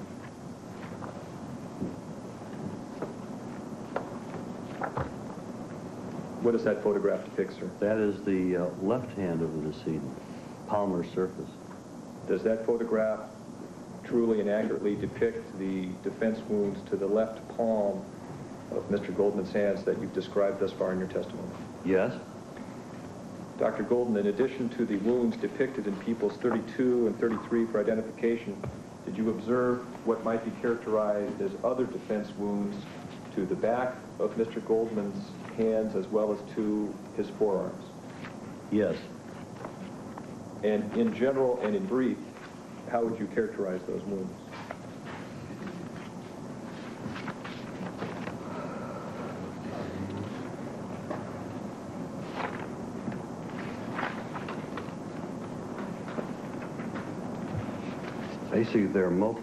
Basically, there are multiple abrasions involving the forearm, including the outer or lateral aspect of the forearm where there are multiple abrasions. That means scratches. Some were not scratches. They were irregular in configuration. On the top of the hand, there were fresh bruises, abrasions on the knuckles, and I went into detail on which fingers and which knuckles there are abrasions, bruises on the various knuckles and fingers of the right hand. On the top or dorsal surface of the left hand, there were multiple red-brown abrasions involving the knuckles of the index finger, and then there were also multiple irregularly configured abrasions on the knuckle of the middle finger. There was also a fresh bruise, about 1 1/4 or 1 1/2 inches on the top of the left hand, adjacent to the wrist. And fresh bruises on the ulnar surface of the left wrist, which means on the, I guess you'd say, the inner surface of the left wrist. And on the addendum report, there were a few additional abrasions on the fingers, the fingers of the left hand, middle finger, left hand, fifth finger, and on the distal portion of the left thumb. So basically, there were a number of abrasions and bruises, many on the top or knuckles of the fingers and on the top of the hand. All compatible with defense wounds, in your opinion? Well, yes, or arising during a struggle. Dr. Golden, at the conclusion of your autopsy, did you form an opinion as to the cause of Ronald Goldman's death? Yes. And what was your opinion? He died as a result of the multiple sharp injuries, which included the cutting wound of the left side of the neck, which severed or transected the left internal jugular vein, and the two stab wounds of the right side of the chest, which perforated the thorax and right lung, and the stab wound of the left side of the abdomen, which perforated the abdominal aorta. A few more questions, sir, if I may. Yes. Dr. Golden, during each of these autopsies, were the investigating officers from the Los Angeles Police Department present? Yes. And by that I mean specifically, were Detectives Phil Van Adder and Tom Lang present during each of the autopsies? Yes. Sir, with regard to the autopsy performed on Nicole Brown Simpson's body, did you take a blood sample for purposes of serological study? Yes. And was that particular blood sample placed in a test tube bearing Nicole Brown Simpson's name and the applicable coroner's case number? Yes. Was the same procedure followed with regard to the taking of a blood sample from Ronald Goldman's body? Yes. And were those blood samples later delivered into the custody of Detective Van Adder? Yes. Dr. Golden, on June the 15th, 1994, were you visited at the Los Angeles County Coroner's Office by Detective Phil Van Adder? Yes. On that date, sir, did Detective Van Adder show you a knife? Yes. Describe what you recall about the knife that was shown to you by Detective Van Adder. It was a folding knife with a blade approximately 6 inches long. And describe what happened when Detective Van Adder showed you that knife. Well, he wanted to know if that knife was consistent or compatible with the wounds that I saw inflicted on either individual, and whether it was compatible with some of the wounds inflicted on either individual. And did you provide Detective Van Adder with an answer? I said it could. Yes, I did. And what was your answer? I said it could have been the weapon. Yes, that inflicted some of the wounds. Now, you examined the knife. Is that correct? Cursorily, yes. I measured the length of and the width of the blade.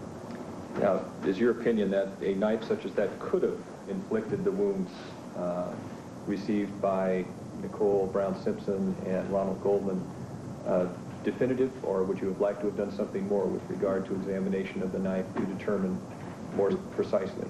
It was not definitive. I'd like to do a lot more. Like what?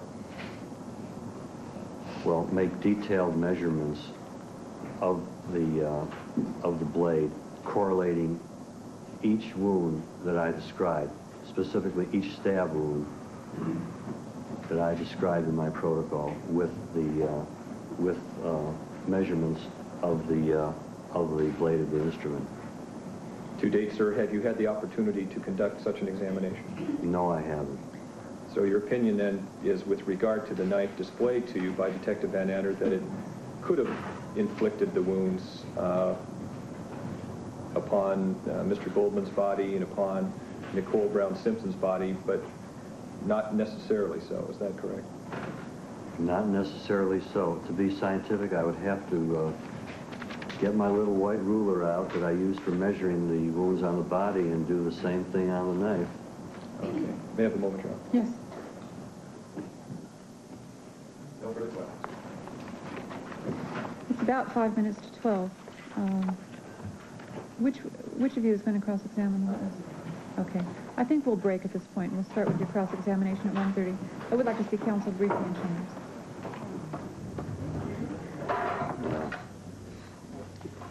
At 4 minutes before noon in Los Angeles,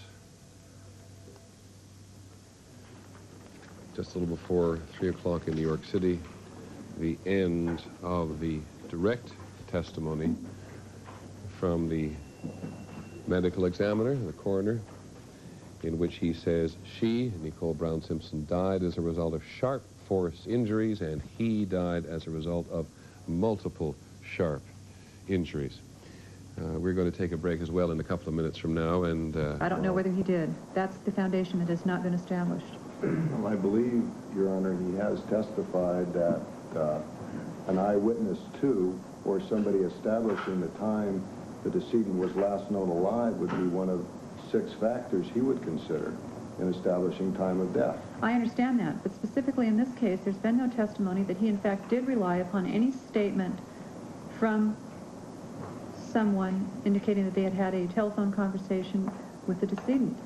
And that's what you need to establish before I'll allow that testimony, and for a limited purpose only, not for the truth of the matter. If you had some information as to the time the decedent was last talking to her mother, would that be of any benefit to you in coming to your estimate as to the time of death? No, my estimates are based on the body measurements. I did not use any information about a telephone conversation.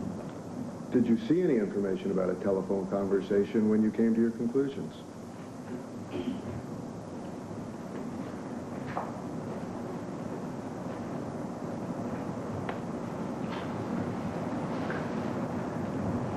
I heard about a telephone conversation and did see it in the report. Who'd you hear about it from?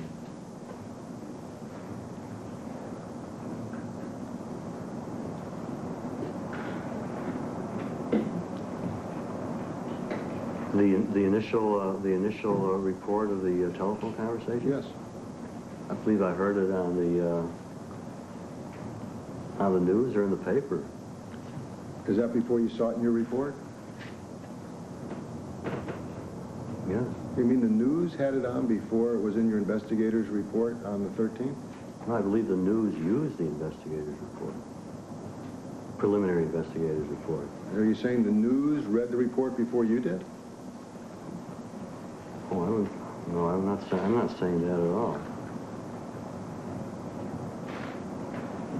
My question now is... All I'm saying is I did not use any telephone conversation to come to this time of death determination. I'm using body measurements and rigor mortis, livor mortis, cooling of the body, and gastric contents. That has nothing to do with a telephone conversation. That's 10.5 hours after the fact. And you would rather rely upon that than upon a mother's testimony that she talked, or a mother's comment that she had a telephone conversation with her daughter? You think, which one do you think is more accurate? Your death's compound. Among other things, sustained. Okay, we'll go on to something. We'll go on to something else.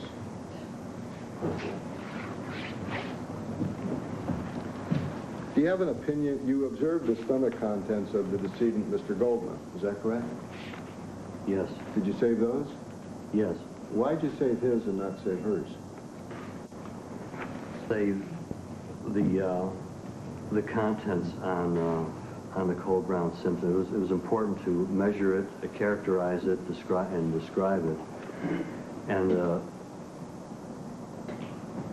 and I did not think it was indicated to save it for toxicological examination. Of course, saving blood and other body fluids was very important for toxicological examination, which is what we did. The duty to characterize the gastric contents and measure it and describe what was in it was important, which is what I did. On Mr. Goldman, again, blood and other body fluids were preserved. On him, I was asked to save the gastric contents. Who asked you to do that? My chief supervisor, Dr. Lakshmana.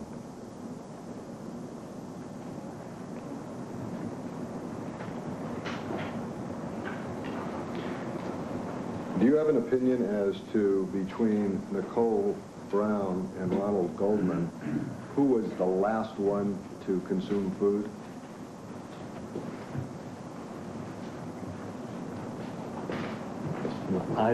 I have no opinion on that, no. Did you form any conclusion or opinion as to whose food was more digested in the stomach? Mr. Goldman's food was more digested than Nicole Brown Simpson's.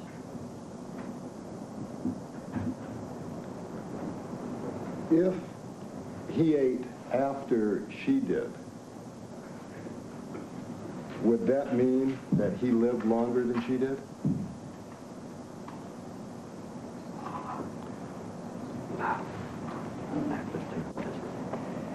If he had a meal after she had a meal? Yes. Does this indicate that he lived longer than she did? Yes.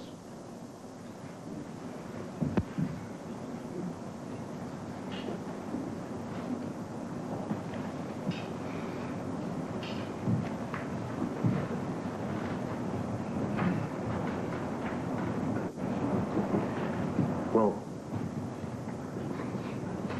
I don't know for sure. His state of the food being more digested in his stomach could indicate that he had the meal earlier, or that he had a lighter meal, and that digestion started sooner, whereas her food being in a less digested state, particularly what I observed, a lot of the food appeared to be unchewed, particularly some of the particles of rigatoni were unchewed, and that could indicate that the unchewed food could remain in the stomach for a longer period of time before digestion. Regarding the knife wounds, is it your findings that there were two types of knife wounds on both victims?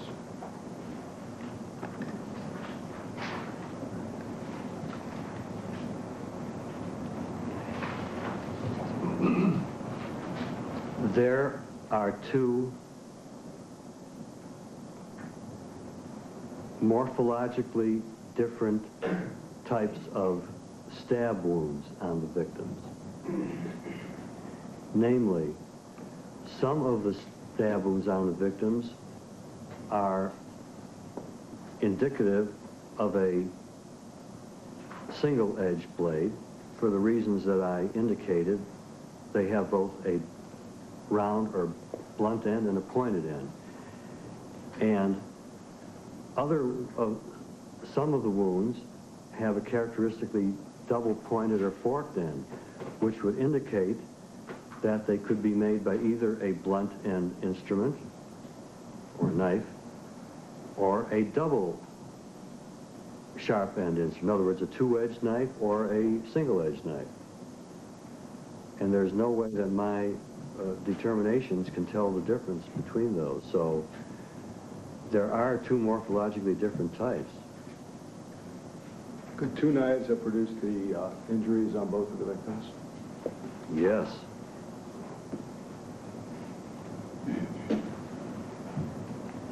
Was there any evidence of any sexual attack on the decedent, Nicole Brown? No, there wasn't. Did you look for any semen, saliva, hairs, bloods that might be left behind on the victim of a sexual attack? Okay, that would be performed by a criminalist to collect and preserve that evidence, and I wouldn't do it, and it's my understanding that it was not requested or performed. Was there any attempt made to look for semen in Nicole or Mr. Goldman at the scene or at the autopsy? Not to my knowledge.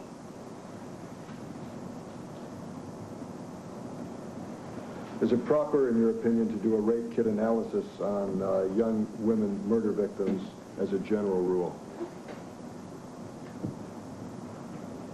The circumstances would dictate whether that procedure would be performed, and the investigators are the ones who would initiate that request. Detective Van Adder brought you a knife to examine. Yes, he did. When was that? Wednesday, so that would be Wednesday, June 15th. Was he alone when he brought that to you? Yes. Where were you when you received that knife? I was in my office at the coroner's office.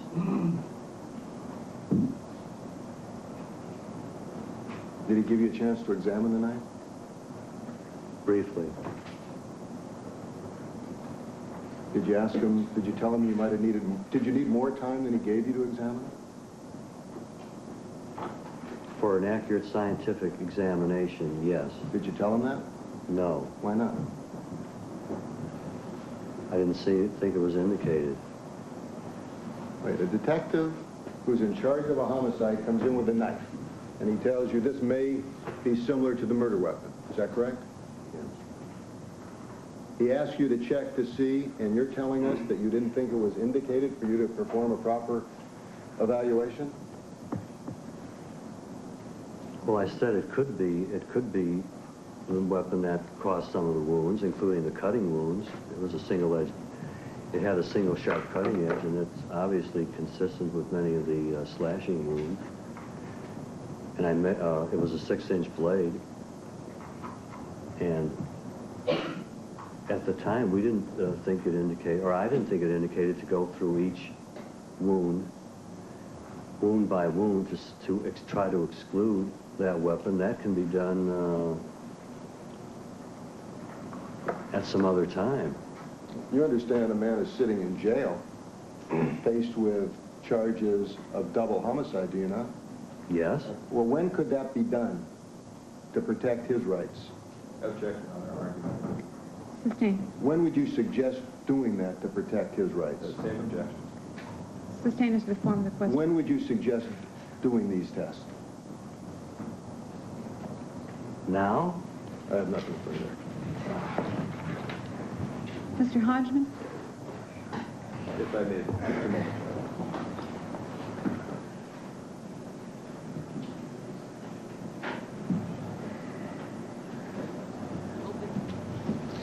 I want to bring in Dr. Cyril Wecht again, our pathologist. What's going on here, Dr. Wecht? And how well is defense counsel doing in at least embarrassing the coroner, if he is at all? I think defense counsel has done an excellent job in embarrassing the witness. I must say, and this is not a ad hominem attack on Dr. Goldman, but what we have witnessed is a very, very terrible presentation of forensic pathology testimony. I'd like to comment more on that later, Peter, if there's time. Thanks. Yes. And there is not a way, even based upon the criteria articulated in court this afternoon, for you to pinpoint a time of death. Is that correct? Yes. The best you can do is give us a range of time in which time of death might have occurred. Is that correct? Yes. And that is an approximation at best, is it not? Yes. That's all I have, Your Honor. Mr. Shapiro, anything further? Thank you, Doctor. You may step down. Please do not discuss your testimony with anyone but the attorneys involved. Dr. Weck, Peter Jennings again. A terrible presentation of forensic philosophy, you say. Explain that. Well, philosophy is your word, but I'm glad you used it because it is a very appropriate word here. Philosophy, procedure. And what we have also witnessed, Peter, I think that is more disturbing to me, and I use this word advisedly, quite reprehensible from the district attorney's standpoint, is a denigration of the practice of forensic pathology as they have it in their own county from the medical examiner's office. Can you imagine what Leslie Abramson and every other attorney in criminal cases, and indeed in civil cases who deal occasionally with times of death, will do with the transcript of this testimony? No, you tell me what they're going to do. Tell me in layman's four-letter words what he did wrong. Well, in any future case, when an attorney is challenging a time of death, be it murder or malpractice or products liability or automobile accident or personal injury, and the medical examiner from the medical examiner coroner's office is there, they're going to bring out this transcript, and they're going to take the words of Dr. Golden and of the DA. Stand by, would you please? All right. That would be defense A, B, C, D. The court did not allow E, G, or H. So are you seeking to offer only A, B, C, D, and They decided F to rest their case, which means the Any prosecution objection? has done what it wanted to do. Received from the defense.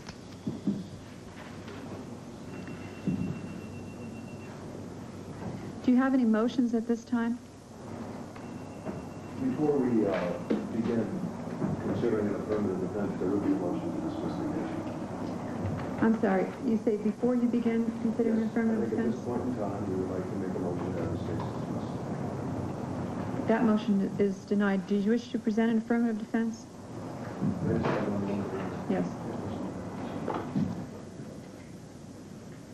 Cynthia McFadden, this question of affirmative defense came up at the very beginning of the preliminary hearing. What might it be if they decide to mount it? Well, the question is, Peter, whether or not they're going to put on some evidence of their own. Typically, affirmative defenses mean that the individual admits having committed a crime and then affirmatively defends, saying, this is why I did it. I don't think in this context that's what it's going to mean. It will mean whether or not the defense chooses to put on some affirmative explanation, some alibi explanation, perhaps. But I must say, I couldn't hear, maybe somebody else could, I couldn't hear what the original motion was. Did you catch it? Yes, I believe it was a motion to dismiss the case, and I believe it was denied. You have better ears than I do. But denied rather quickly there, which means that, which suggests at least that Judge Kennedy Powell has already made up her mind about what the disposition of this preliminary hearing is? Well, maybe that's what it means. I think a motion to dismiss is probably not going to be accepted in a circumstance like this. She is certainly going to consider it on the merits. A motion to dismiss, if granted, would mean there's no grounds upon which to consider this at all, and I don't think that's the situation. Okay, I'm going to come back to Dr. Wecht in just a minute in terms of his analysis of the forensic presentation made by the Deputy Commissioner there. But I want to go first to Robert Filibosian and then to Leslie Abramson to just get your impressions of what has happened in the last several hours. Well, over the last several hours, we saw the really conclusion of the prosecution's case on probable cause, particularly the blood testimony, which we believe was rather abbreviated, but probably because they believe they have enough, and I believe they have enough. The questioning of the coroner is of some concern, and Mr. Shapiro did set up the coroner for some rather troublesome cross-examination at trial, assuming that there is a trial, and we are making that assumption. I think the coroner is going to go back. He's going to do the examination of the knife and the comparison. He's going to do some more thinking about his testimony, and I think he's going to be a lot better prepared when this case goes to trial. Leslie Abramson, there was this question of addendum. Dr. Wecht referred to it, and so do some others, as to, it sounds a little bit like he's rewriting the coroner's report. Is that correct? Well, it sounds like he's trying to give more detail, but I tell you that this sloppiness, this late investigating, this unpreparedness by this coroner's office is totally unsurprising. I have had circumstantial evidence cases where the absolutely critical issue was time of death, and they never even took a liver temperature. Why? Because they broke their thermometer 6 months before, and the county hadn't replaced it yet, and it cost $3.25, and that is forensic pathology in Los Angeles County. It is a scandal. In fairness, I think we should probably, unless I'm wrong, we should point out that Dr. Golden testified in the Menendez trial where you defended one of the brothers, right? And he did a very good job in the Menendez trial, as a matter of fact. We spent a great deal of time with him. We would have called him if the prosecution had not. A time of death wasn't an issue there. These kinds of pinning down of details in order to establish circumstantial evidence facts were not an issue there. But actually, he was a very good witness in that case. One of the problems is that they have a huge number of cases, and the prosecutors don't adequately prepare them for testimony. But their failure is their investigators' failure, by and large. They don't take the measurements. They don't take the temperature. They don't roll to the scenes as soon as bodies are disclosed.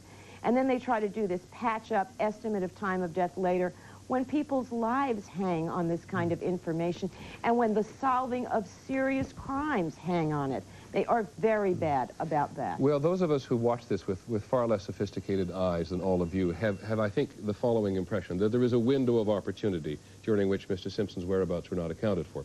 Therefore, if you could prove that this crime was committed outside the window of opportunity, it might go better for him. Not having the time of death makes it better for him? No, it just means it's much harder to, well, first of all, it eliminates his opportunity to use time of death as an explanation that would show that he didn't commit these crimes. The sloppiness of the coroner's investigation keeps that all vague. And I suspect somewhere in my heart of hearts that that's one of the reasons this coroner's office tends to be sloppy and vague about time of death. I don't think the police agencies want them to be specific. Let me bring in Peter. Sorry, you weren't quite finished. It's all right. You got, I think I made the point. Let me bring in Peter Aronella from UCLA. If you were the defense counsel in this case, would you be leaping on the testimony of the coroner for use at a subsequent trial? And do you think it would be of great value to you? Absolutely. I mean, this was really quite shocking testimony, as I'm sure your forensic expert will elaborate on, but just a couple of specific criteria here. One of the factors in assessing time of death is evidence that you wish to make be presented by the defense. With regard to any motions. Yes, Your Honor, I would like to be heard on a motion to dismiss. I'll hear you this time. Thank you. Would you like me to go to the podium or stand here? I think the podium is probably better.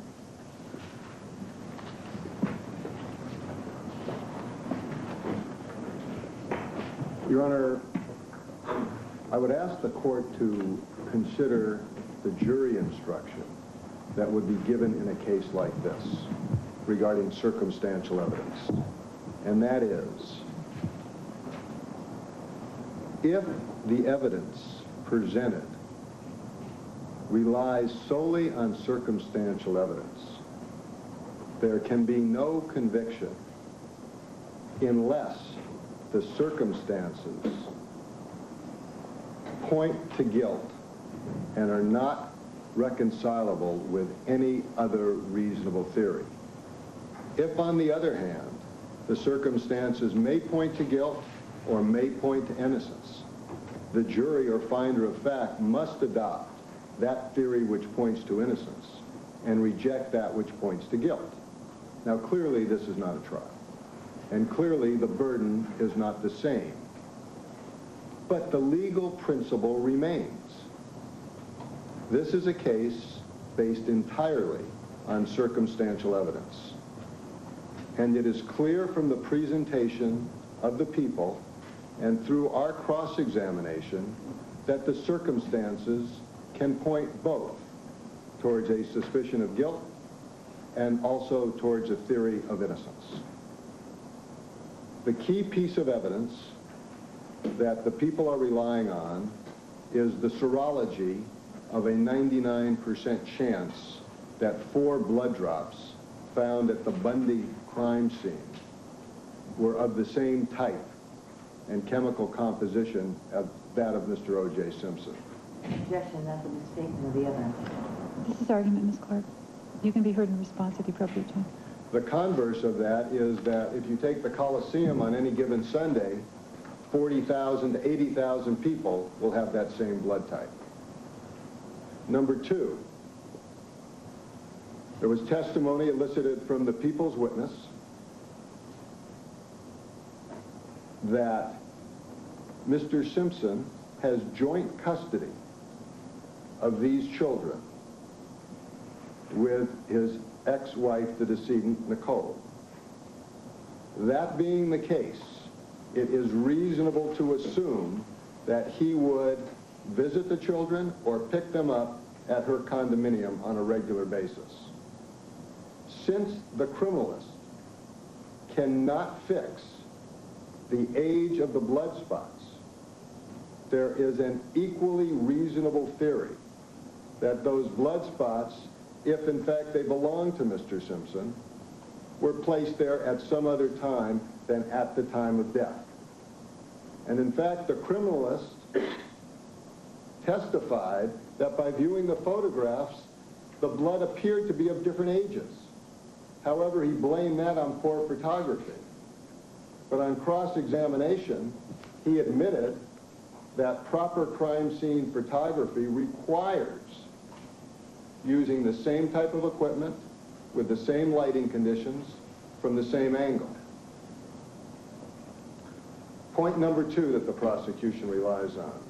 There is a matching glove found in the debris behind the Simpson residence that matches a glove found at the crime scene.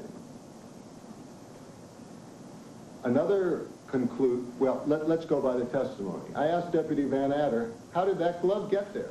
He said, someone brought it there. Let's look at the other circumstantial evidence involved.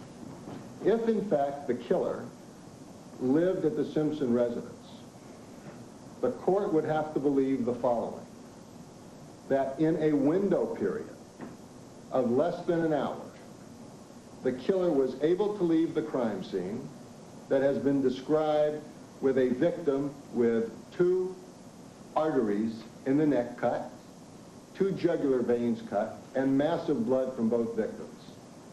A clear inference would be that the murderer was indeed covered with blood.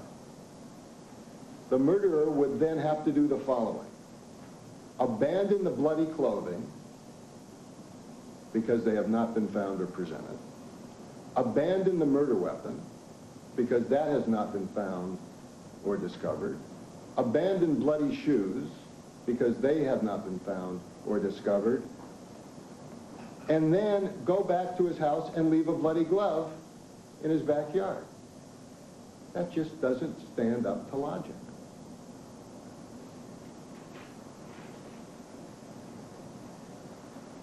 We have no evidence whatsoever in this record that whoever committed this horrendous act acted with premeditation and deliberation, as is charged in the complaint filed by the district attorney.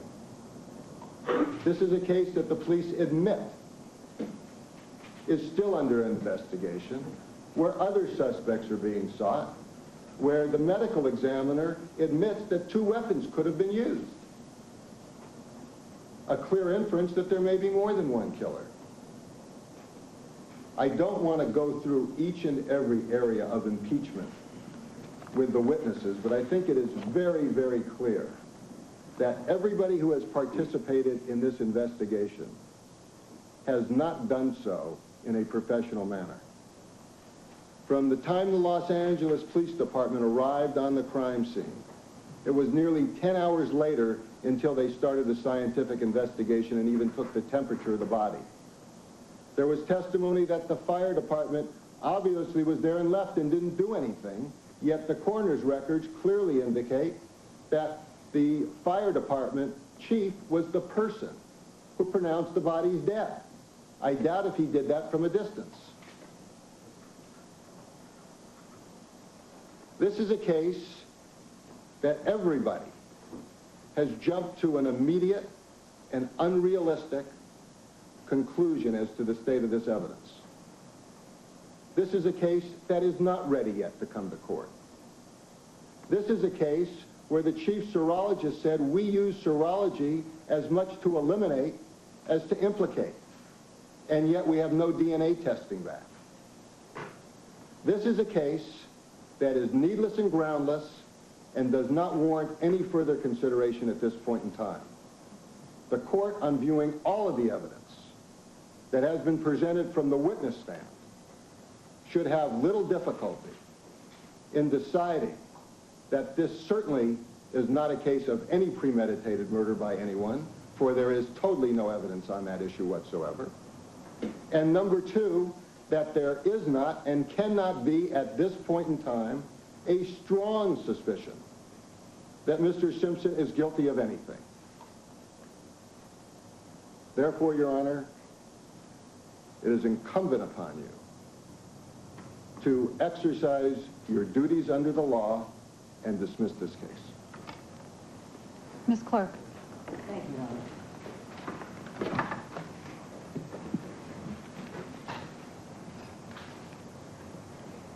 In order to find in this case, Your Honor, that there is no strong suspicion to believe the defendant has committed the crimes that he is charged with, you would have to ignore all of the evidence. And the evidence is consistent and very powerful, even at this early stage of the case, to indicate that the defendant has indeed committed every crime that he is charged with. As I'm sure this court is aware, there need be no finding with respect to the degree of the murders charged at this time. I will address the issue of the sufficiency of the evidence to prove premeditation, however, if the court desires. But I will leave that for now unless and until the court asks me to address that issue, because I do think the evidence is clearly sufficient to show that these crimes were premeditated murders. With respect to the issue of circumstantial evidence, as usual, as is typical, counsel picks one part away and says, that's not enough, and takes another part away and says, that's not enough. And of course, if you pick apart any case, any one bit, singly, may not be enough to prove the entire case, nor should it be, because circumstantial evidence, being one of the stronger ways to prove guilt, requires a number of pieces of evidence to amount to proof that will prove the defendant committed the crimes charged. This case is no exception. Rather than relying on the testimony of an eyewitness who may be mistaken, who may be under stress, seeing a defendant flee from a scene perhaps with poor lighting, never having seen that person before, and glimpsing them for a split second, that's direct evidence. But as the court knows, a fingerprint is circumstantial evidence. A circumstantial evidence in that way is very, very reliable and is much stronger because it does rely on many factors for its proof rather than one single one. This is a physical evidence case, and the physical evidence and the inferences to be drawn therefrom are powerful. First of all, the killer in this case was clearly injured during the commission of these murders. He left a trail of blood leading away from the victims to the rear of the residence and out to the alley. A trail of blood was found from the defendant's Ford Bronco leading up the driveway to his front door. And I would remind the court that the distance between the two locations is a mere 2 miles approximately. Certainly not enough time for whatever injury was sustained at the time of the attack to have healed sufficiently so that he would not bleed, unless he was holding something in his hands that would stop the blood. Now, the fact that we failed to find the bloody shoes that clearly were worn from the scene, although we did find a bloody glove, is hardly illogical at all. The reason we found the bloody glove was simply accident, the defendant's misfortune. It was clearly his intent. At the time the thumps were heard by Cato, he was back there trying to hide things or look for a place to secrete them and dropped the glove inadvertently. Had he known he dropped the glove, obviously we would never have found that either. But that was not the case. He did drop the glove, not intentionally, but by accident. Secondly, the bloody glove that was found at the crime scene is left-handed. That's a very important fact. The bloody shoe prints leaving that crime scene with blood drops alongside them were to the left of those shoe prints. That shows us that the killer was injured somewhere on his left side. The blood on the driver's door handle of the Ford Bronco would logically be opened with the left hand. And it's no coincidence that we just happened to find the blood spot on the driver's door handle. And now I know that the testimony to this time, Your Honor, has indicated that it was positive as an indication of blood, but not tested to be human or animal. But the last time I checked, dogs don't drive cars, and at least not Ford Broncos, and I think we can draw a reasonable inference that it was a human who left the blood on the door handle of a car. And those reasonable inferences are precisely what the court is required to draw from all of the evidence, the reasonable inferences. Now, on the day that the defendant returned from Chicago, Detective Van Adder makes the observation that after having seen the left-handed bloody glove left at the crime scene, that clearly came off during the struggle, which is what allowed him to get the cut that left the blood drops to the left of the footprints and left us the blood drops on the driver's handle door, he sees the defendant with a bandage around his middle left finger. And then he takes him down to Parker Center, where he sees again that he has, and we've shown the picture to the court, a swollen finger on the left hand with a cut that was dressed and treated at Parker Center. No coincidence. Third, the right-handed mate to that glove is found on the defendant's property at, I think it was mere hours after the crimes were committed, in a dark, narrow area, obviously where there was some clandestine activity designed to hide evidence, during which time it was inadvertently dropped. And that discovery was made after Cato Kalin indicated he heard the 3 thumps against the wall. Someone fell against that wall, and that someone was the defendant. And in that process, lost the right-handed glove. And a presumptive test on that glove for blood came up positive. Fourth, the defendant clearly lied to the limousine driver, Alan Park. When Alan Park drove down to the Rockingham gate at about 10:40, the Ford Bronco was not there. Between 10:40 and 10:55, he rang the intercom repeatedly, and he received no answer. It was only when 15 minutes later, after Park had just seen a black person 6 feet, 200 pounds, walk quickly up the drive and into the front door, that the intercom was finally answered by the defendant. Before that person, 6 feet, 200 pounds, entered the house through a front door that Cato said was kept locked, all downstairs lights were off. Immediately after that person entered the house, all the lights went on. And 30 seconds later, the defendant answered the intercom where previously he had failed to do so. Now, it must be obvious to everyone at this point that the person seen entering the house by Alan Park was the defendant. But he lied to the limousine driver, and it's a very significant lie. Because why would he need to do that? Why not just say, I was out getting some last-minute things, I had to go shopping, I had to go to the store, I had to go get something from the 7-Eleven. He could have said anything. But it's very significant that he chose to lie to the limo driver at all, and the lie he chose to tell. What lie did he tell? He said, oh, I overslept. I just got out of the shower. We know that's not true. He was seen just going into the house 30 seconds before. The only reason to tell such a lie is that the defendant is trying to set up an alibi for the time when he knows the murders occurred. A very significant piece of evidence. Fifth, the blood drop on the trail leading away from the victims at 875 South Bundy.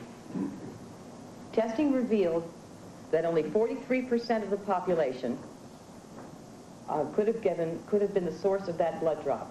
Is that 43% or 0.43%? 0.43%, thank you, Your Honor, 0.43. Now, what's interesting is on cross-examination, counsel attempted to elicit the possibility that that stain might reflect that 2 people left that blood drop on the trail. If that's true, we do know this. At least one of them had all of the markers that can be attributed to the defendant, who is within 0.43% of the population that could have left that blood drop.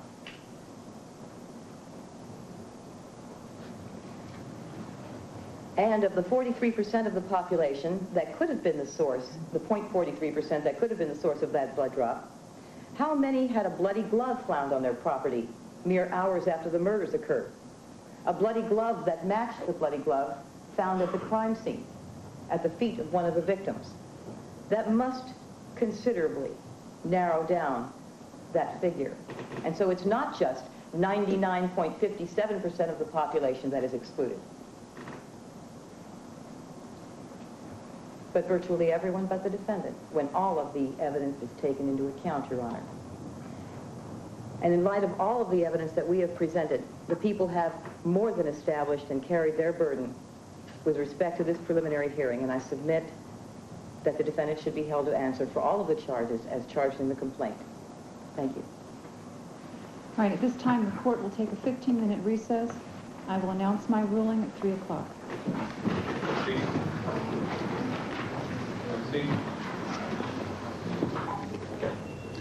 2:45 in the afternoon.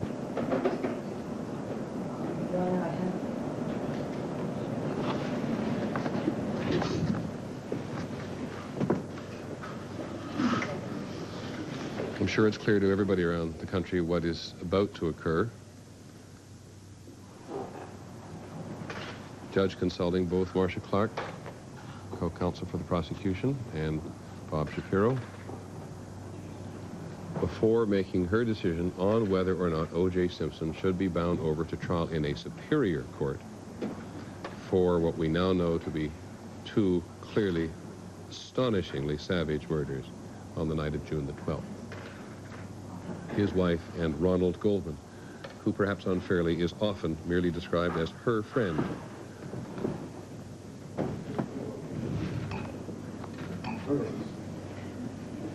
Ms. Clark on the telephone, Mr. Shapiro to his seat. If he is bound over, as Cynthia McFadden and others have made clear to us, there is no opportunity for bail. There's no opportunity for bail in California on multiple murders, and he is charged with multiple murders. Leslie Aerosum, very quickly, I'm going to ask you to just keep your eye on the monitor there.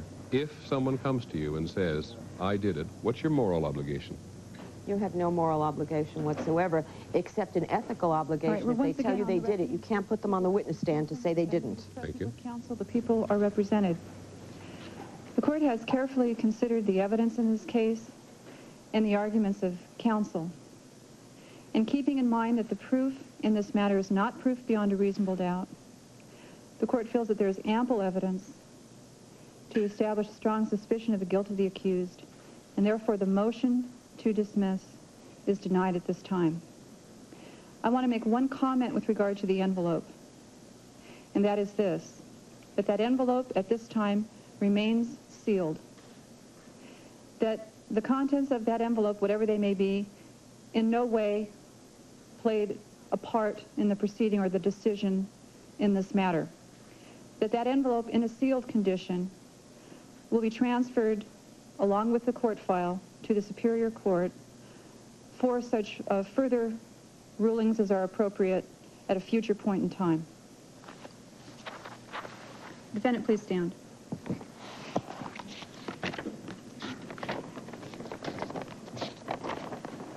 It appearing to me from the evidence presented that the following offenses have been committed, and there is sufficient cause to believe this defendant guilty of count 1, a violation of Penal Code Section 187A, with a special allegation pursuant to Penal Code Section 12022B, and count 2, a violation of Penal Code Section 187A, with a special allegation pursuant to Penal Code Section 12022B, and also that there's sufficient evidence of the special allegation pursuant to Penal Code Section 190.2A3. The court holds that the defendant be held to answer therefore, that there be no bail allowed in this case, and that the defendant be committed to the custody of the Sheriff of Los Angeles County. Date of arraignment in the Superior Court will be July the 22nd at 8:30 in Department 100. The defendant is remanded at this time, and this court is adjourned.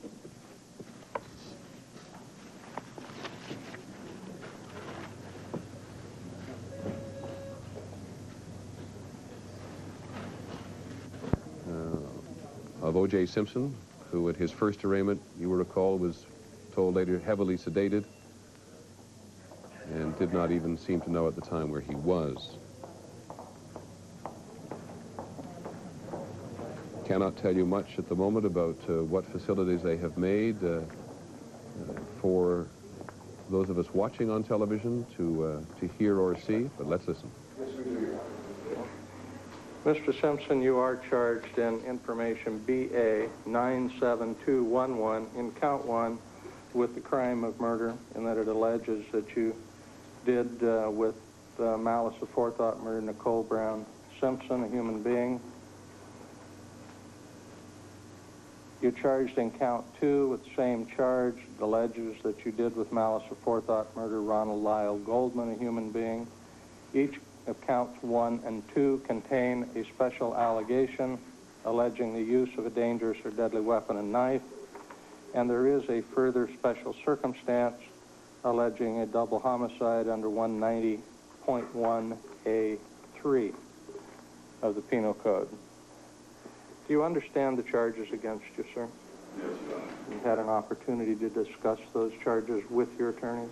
Yes, Your Honor. And are you ready to enter a plea at this time? Yes, Your Honor. How do you plead to counts 1 and 2? Absolutely 100% not guilty. And do you deny each of the special allegations and the special circumstance that is alleged? Yes. Thank you. Counsel, join? Yes, I do, Your Honor. Thank you. You may be seated.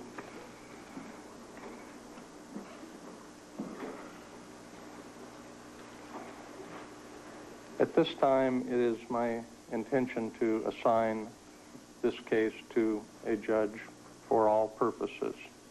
Should anticipate that the judge who's about to be named will be expected to try this case in its totality, and it is therefore within the legal meaning of that term an all-purpose assignment. I'm assigning the case to Judge Lance Ito. I wish to make a disclosure that I'd like to have your attention about. Judge Ito is married to a captain on the Los Angeles Police Department.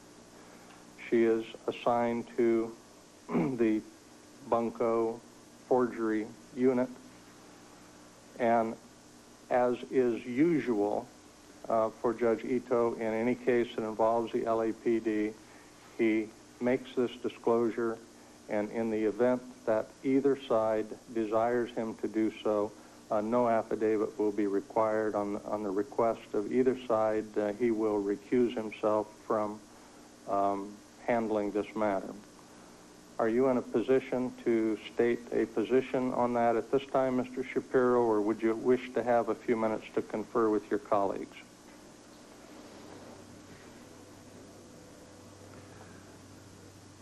Cynthia McFadden briefly confirmed for me there can be at least one challenge to a judge from the defense team and the prosecution, correct?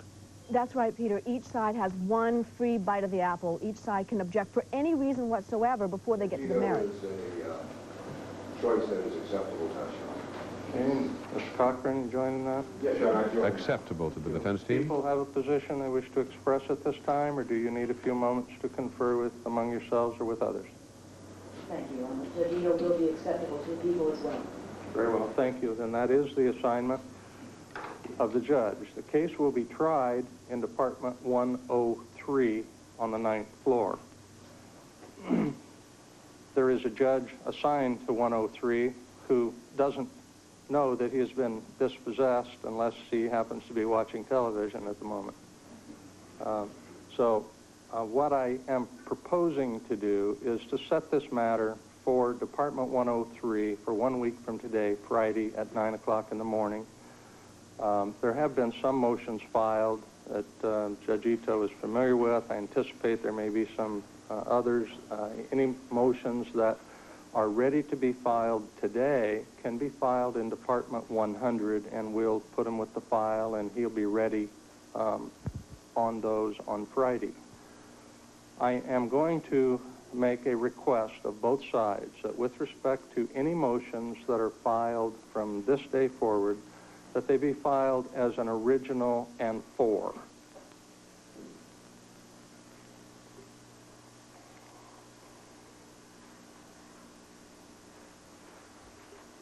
The 60th day in this matter is September 20. I would prefer not to set a trial date today, but allow you to do that when you appear with Judge Ito in his court next Friday. Is that acceptable? Yes, Your Honor, so long as there is no time waiver and the time starts to run. I haven't asked for one, and time starts to run from today, and I computed the 60th day as being September 20. That is acceptable. Okay. Your Honor, may I address the court on the next proceedings on Friday? Sure. We have a motion that is going to be filed this morning that deals with the DNA testing that we have been notified will start and take place on Tuesday at a private laboratory in Maryland.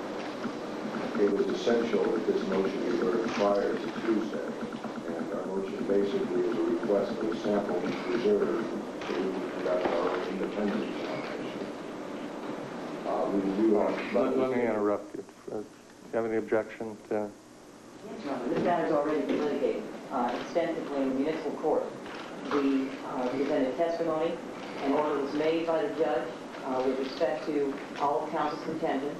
The counsel now intends to raise the matter again. It has been litigated, and if we relitigate this, then there will be a problem with getting the testing done within the time set for trial. What did the judge down there order you to preserve a sample?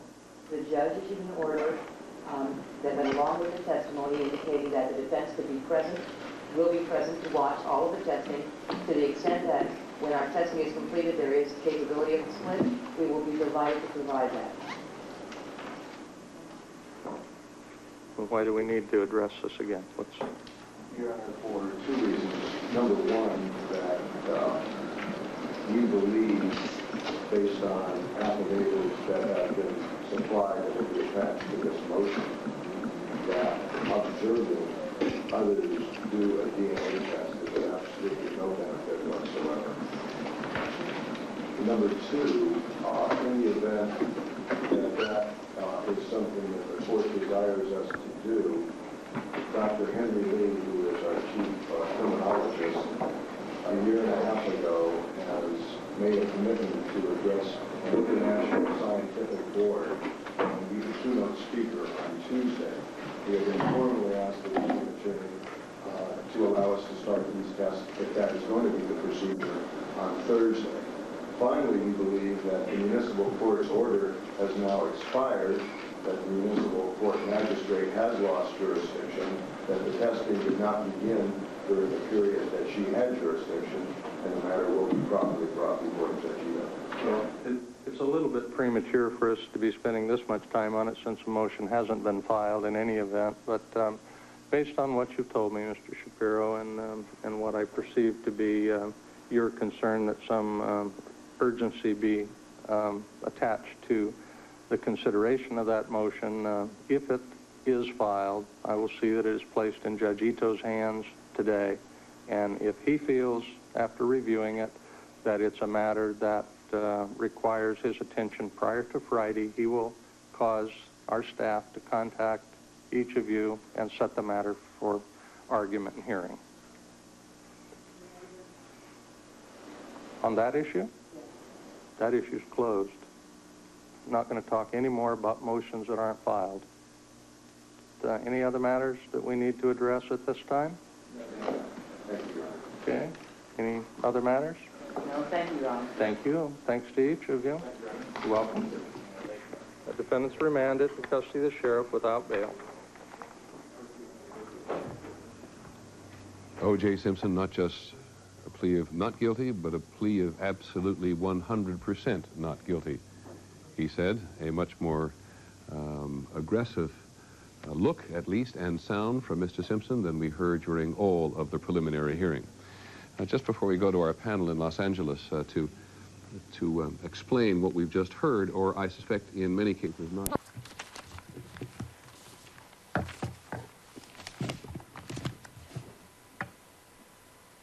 Tells you a number of things that I'd like to address, at least some of them, with you now. We've already covered the so-called ugly mood by showing you the photograph. We've covered the aspect of the flowers, because Mr. Simpson did get flowers, but he went out and got those flowers. We'll cover the aspect, let me talk to you about Mr. Simpson at that particular recital. I've told you how he came back to California, specifically to go to that recital. That he'd come in to Paul Revere at about 5 o'clock and saw his ex-wife. He had to get his ticket and take his ticket back to the person at the door. That his daughter was 30 or something on the program. You've been to those programs where your child is going to come up and she's like, there's probably 100 people there and your child is like 99th, and you have to be very interested until you get there. So this was like 30-something, and she was at the very end. But as all parents, you kind of sit there and you're really proud of the youngsters, and you do that. As the program was going, he remembered that he didn't have any flowers. So when he first got there and he was sitting, he was 2 seats away from his ex-wife, Miss Nicole Brown Simpson. Wasn't staring at anybody. Wasn't glaring at anybody. Wasn't jealous about anything. In fact, you'll hear the conversation he had with Ron Goldman, who was still in the group. There was a group of them who ran around together in Brentwood. And O.J. Simpson was commiserating with Ron Goldman about his problems he was having. Please forgive me. Ron Fishman, excuse me. I heard those sounds. I'm sorry about that. Thank you. Ron Fishman. He's the man who took this picture here. He was talking about his problems with Cora Fishman and the group that ran around together. The testimony will be that he was saying, I'm glad to be out of it. I'm back with Paula. And was he back with Paula? Yes, he's back with Paula. The night before this trial is over, we'll have another picture, but this picture will do for now. By the way, this is Mr. Douglas is going to help us because there are some graphics and things. Hope you'll bear with us.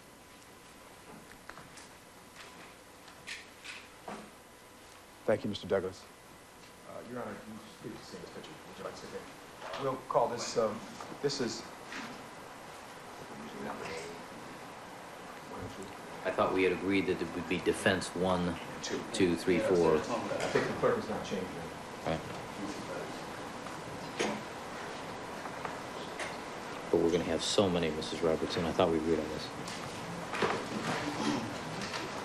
For now, we'll call it defense 2. And Mrs. Robertson will explain to me the error of my ways at lunchtime.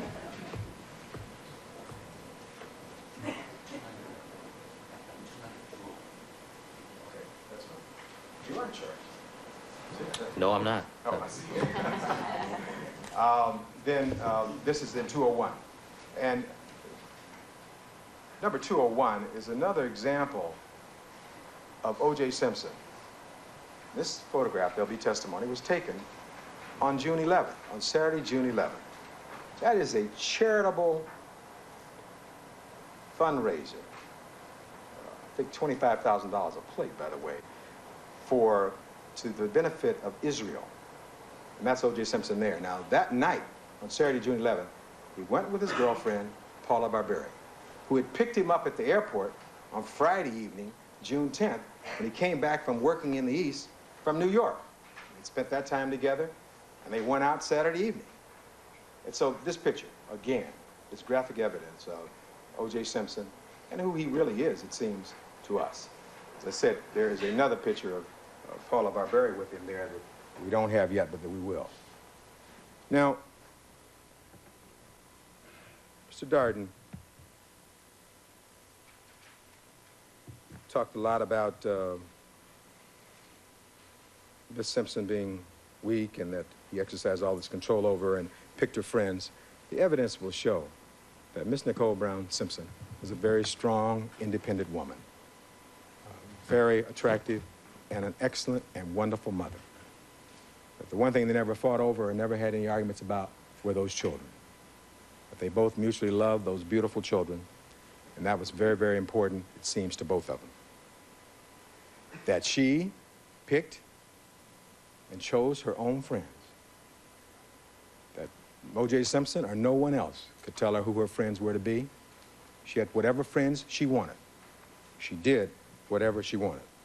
He tells you about 2 incidents where he alleges there's stalking. Let me tell you the facts and the true facts about those incidents, backed up with witnesses.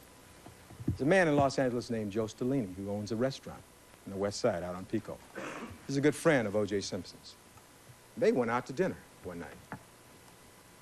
And while out to dinner, they became aware of Miss Nicole Brown Simpson and their party. This is the time when they were separated. And they had an agreement, generally, that if one or the other came in while they were there, the person who was there first would leave or whatever. There wouldn't be any problems. The incident regarding Joe Stellini had nothing to do with Miss Nicole Brown Simpson or her party. He was out to dinner. They might frequent the same kinds of places. You'll hear from Joe Stellini, and you'll see it was not anything about any stalking. The other incident was about Mezzaluna, I believe. It was an incident where they both were at this restaurant. Mr. Simpson's party had already been seated when he came in. And again, you'll hear from these parties who will tell you that these were not any stalking incidents. If you live in Brentwood and there are restaurants, hot restaurants in that area, and you go out to dinner a lot, you're going to run into each other. And there was no hostility, no stalking, no jealousy, no nothing. And so he tries to paint O.J. Simpson as a jealous man. Let me tell you what the evidence is going to be about that.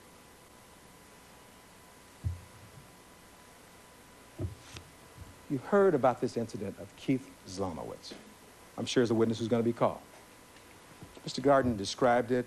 Remember, he said yesterday, well, he didn't punch out Nicole and he didn't punch out Keith, or words to that effect. He certainly didn't. What happened was, Mr. Simpson, in one of these incidents, had seen his ex-wife out. They went out dancing afterwards. And he stopped by her house afterwards to try to talk to her. He would go by and woo her on occasion. And the evidence will be that when they first broke up, he was advised in January of 1992 that she wanted a divorce. Between January and April of 1992, it was hard on him. Knowing somebody for 17 years, he didn't want to lose her. He likes family. He learned that from his mother, and he's got this close-knit family. And he likes that. He loved his children. He didn't want to lose his wife. But something happened in April of 1992. As soon as he became aware that she had a boyfriend, from that point on, his interest changed, and he went on. And when he saw what he saw with Keith and Mrs. Simpson, he then went on with his life with Paula. That's when it started, in April of 1992. And so what happened was he wasn't peering in any windows. He came to the front door to try to see his wife. And he looked in, and he saw his wife making love to a gentleman on that couch. Now, according to Chris Darden, wouldn't you expect that he would just blow up, become ballistic? He went home, the evidence will be. He came back the next day to talk to Mrs. Simpson about the fact that the kids were upstairs, and what he saw them doing, he didn't think would be appropriate. One of the kids came downstairs. And so when he came back on the next day of this incident, he saw Keith, I think, sitting astride Miss Nicole Brown Simpson, giving her a massage or something in her shoulders. O.J. Simpson talked to both of them, shook Keith's hand, went on his way, and said essentially, look, I don't think you should be doing this in front of the kids or whatever. They didn't tell you that Keith Zlomowitz moved in with Nicole that summer. But O.J. Simpson was back with Paula. Didn't bother him. He knew she was there, that Keith was there. Was he stalking? Was he jealous? Was that a rage? I think not. So, again, I want you to take these facts and look at them.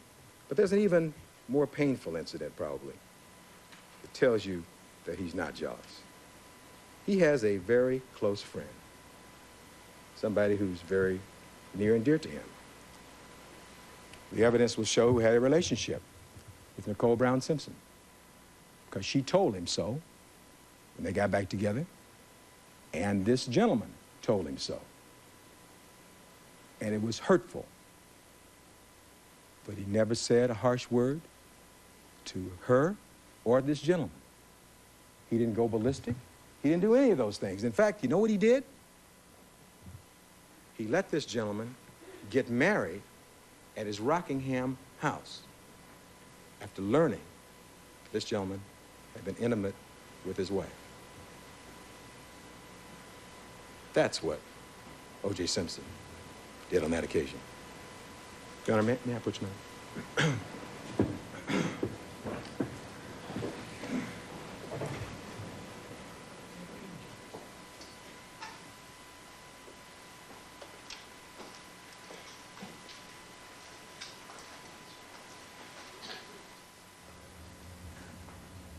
Just in case you've just joined us, the camera in the courtroom today is quite fixed. It does not have the range of that it had yesterday. Not altogether sure precisely why Mr. Cochran has taken this brief chance to consult. We do know that the judge has decided that it will be permissible at some point for... 10-minute recess. Love the tie. For Pan. All right. Let's take a 10-minute recess, ladies and gentlemen, if you'll just step back into the jury room, and we'll resume in 10 minutes. Okay. You hear that as clear? I think that speaks volumes about Mr. Simpson, his stability, his relationship with his ex-wife. I think the evidence will also show that in about May of 1992, Ms. Nicole Brown Simpson came over to the Rockingham house and said she'd found a boyfriend, somebody different than Keith, where the incident was April of 1992, and asked Mr. Simpson for some advice. He, of course, knew at that point that it was over and he was back with Paula and went on with his life, as I said, until such time as in 1993. She decided she wanted to get back together at that point. Now, to clear up, I want to always keep the faith with you about being as accurate as I can. The two incidents that they talked about, on the one incident involving the man Joe Stellini, that was at Mezzaluna. The other incident was a restaurant called Tryst. In both incidents, there was no problem, no fight. In fact, in the Tryst incident, I believe it was, at the Mezzaluna incident, Mr. Simpson went home with his wife that night. So that there was not any incident where they were stalking or fighting, anything like that. There was no obsessive behavior. I hope that you put those in some kind of perspective. Mr. Darden talked in his opening statement about a 1985 incident in which some damage was done to a vehicle. And as I understand it, the testimony will be that was not any incident in 1985 because Miss Nicole Brown Simpson was pregnant, had a C-section later in that year, and they didn't have any situation like that. They did have some discussion, apparently, maybe in 86 or in 84. There was some damage done to her car, and she was not in that car. She was not struck on that occasion. So I think you'll find an incident of not great consequence. And Mr. Darden talked about the 1993 911 tape that you've heard so much about. And I think even he conceded yesterday that in that situation, although you could hear Mr. Simpson's voice, and he was angry, Mr. Simpson never laid a hand on his wife, never called her a name. And I think the important thing about a trial is that finally you're going to get to hear all of this tape. And what you're going to hear, Mr. Darden didn't tell you this yesterday, is that there was a discussion on this 911 tape. And he alluded to the fact that Mr. Simpson couldn't get out of his mind what he'd seen back on April 1992. Well, now, first of all, most of us might have a problem getting that picture out of our mind, seeing your wife making love to someone else. But at any rate, this wasn't the reason for the argument. What had happened was, and the facts will be, that when they started trying to get back together again in 93, they had an agreement that they would take the pictures of their boyfriends and girlfriends out of the, you put them away, basically, which seemed to be a reasonable request. And there was a dispute because when Miss Brown Simpson would ever see Paula Barberi's picture, she was very upset about that. And Mr. Simpson, on this date, I believe, saw a picture of somebody that she had dated during the time they'd been separated. And he said, gee, what's fair for me would be fair for you. And they got into this conversation that went over a period of time. At some point, it was just a verbal conversation that escalated and tempers flared. It sometimes happens with married couples. Doesn't make it right, but sometimes it happens. He came over to her house, and he did, in fact, kick a French door. The evidence will be the door was already broken. He fixed it, but he never at any time struck his wife during this period of time. And what he was saying, at some point, she says, OJ, be quiet, what about the kids? And he says, essentially. You weren't thinking about the kids and being quiet when you were on the couch with Keith.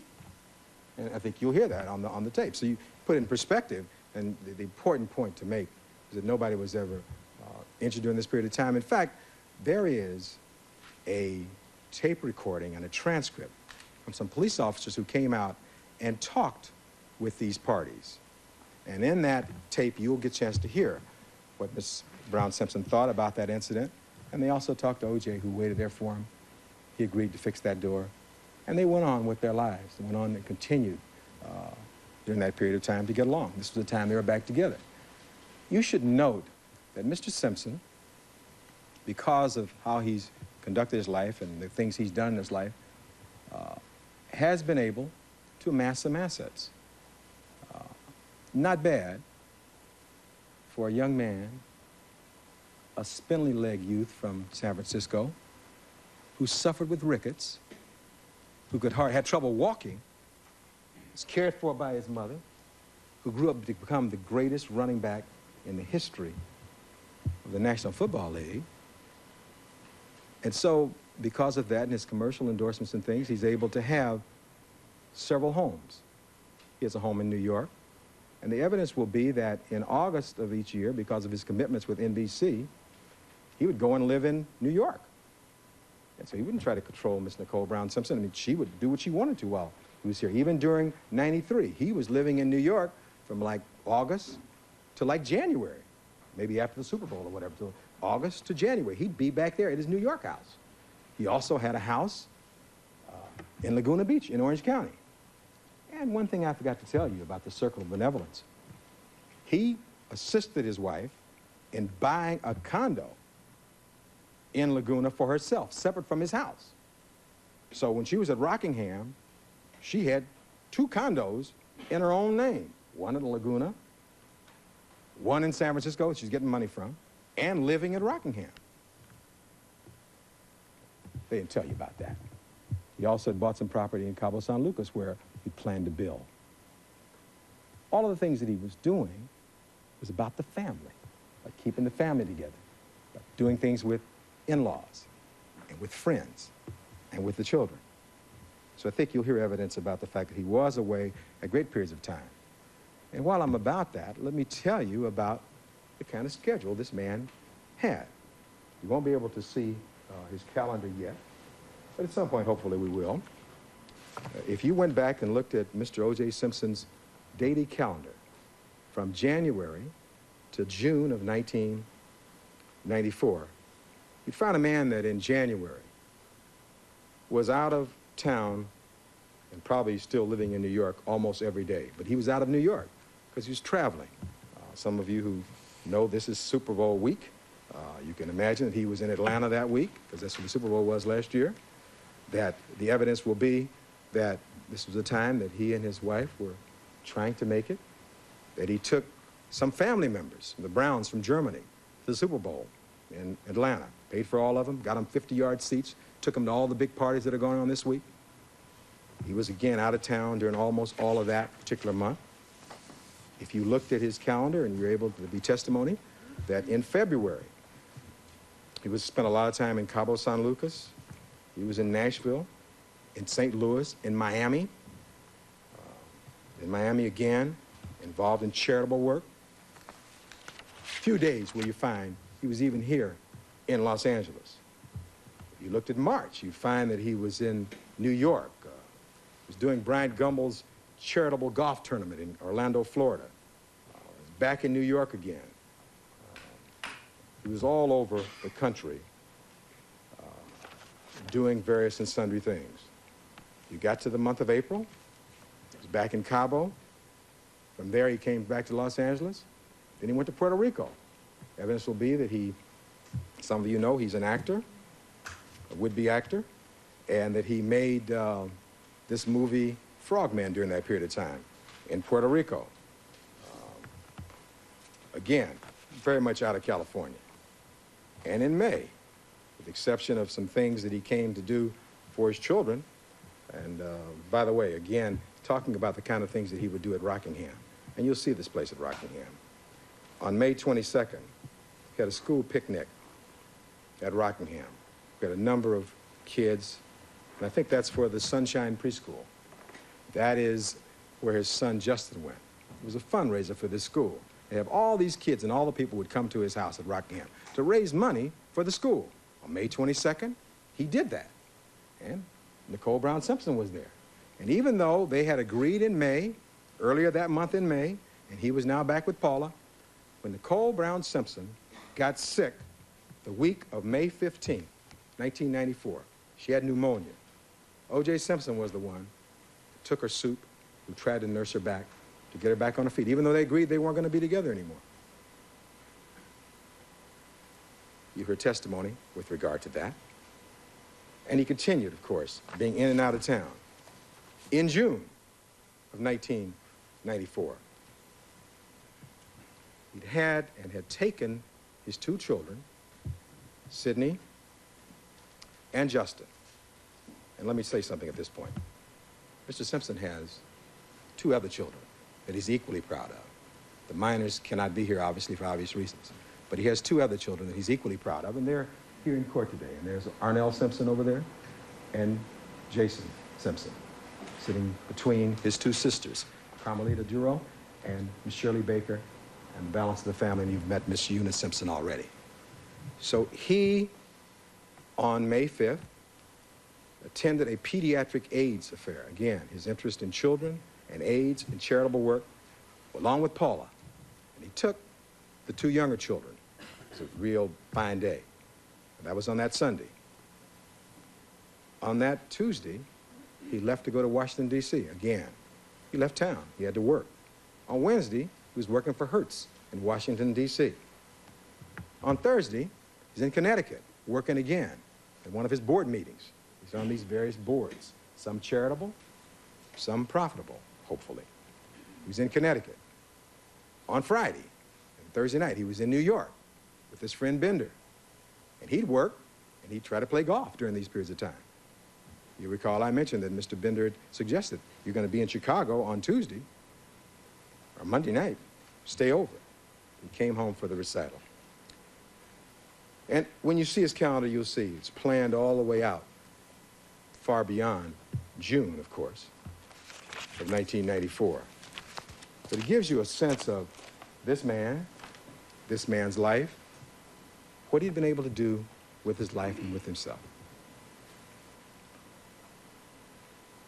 I point out these things to you because I think as you look at all of the incidents that Mr. Darden talked about, it puts them into perspective. This is not a case about domestic abuse. It's a murder case. It's a murder case about who did these horrible crimes. That's going to be your decision.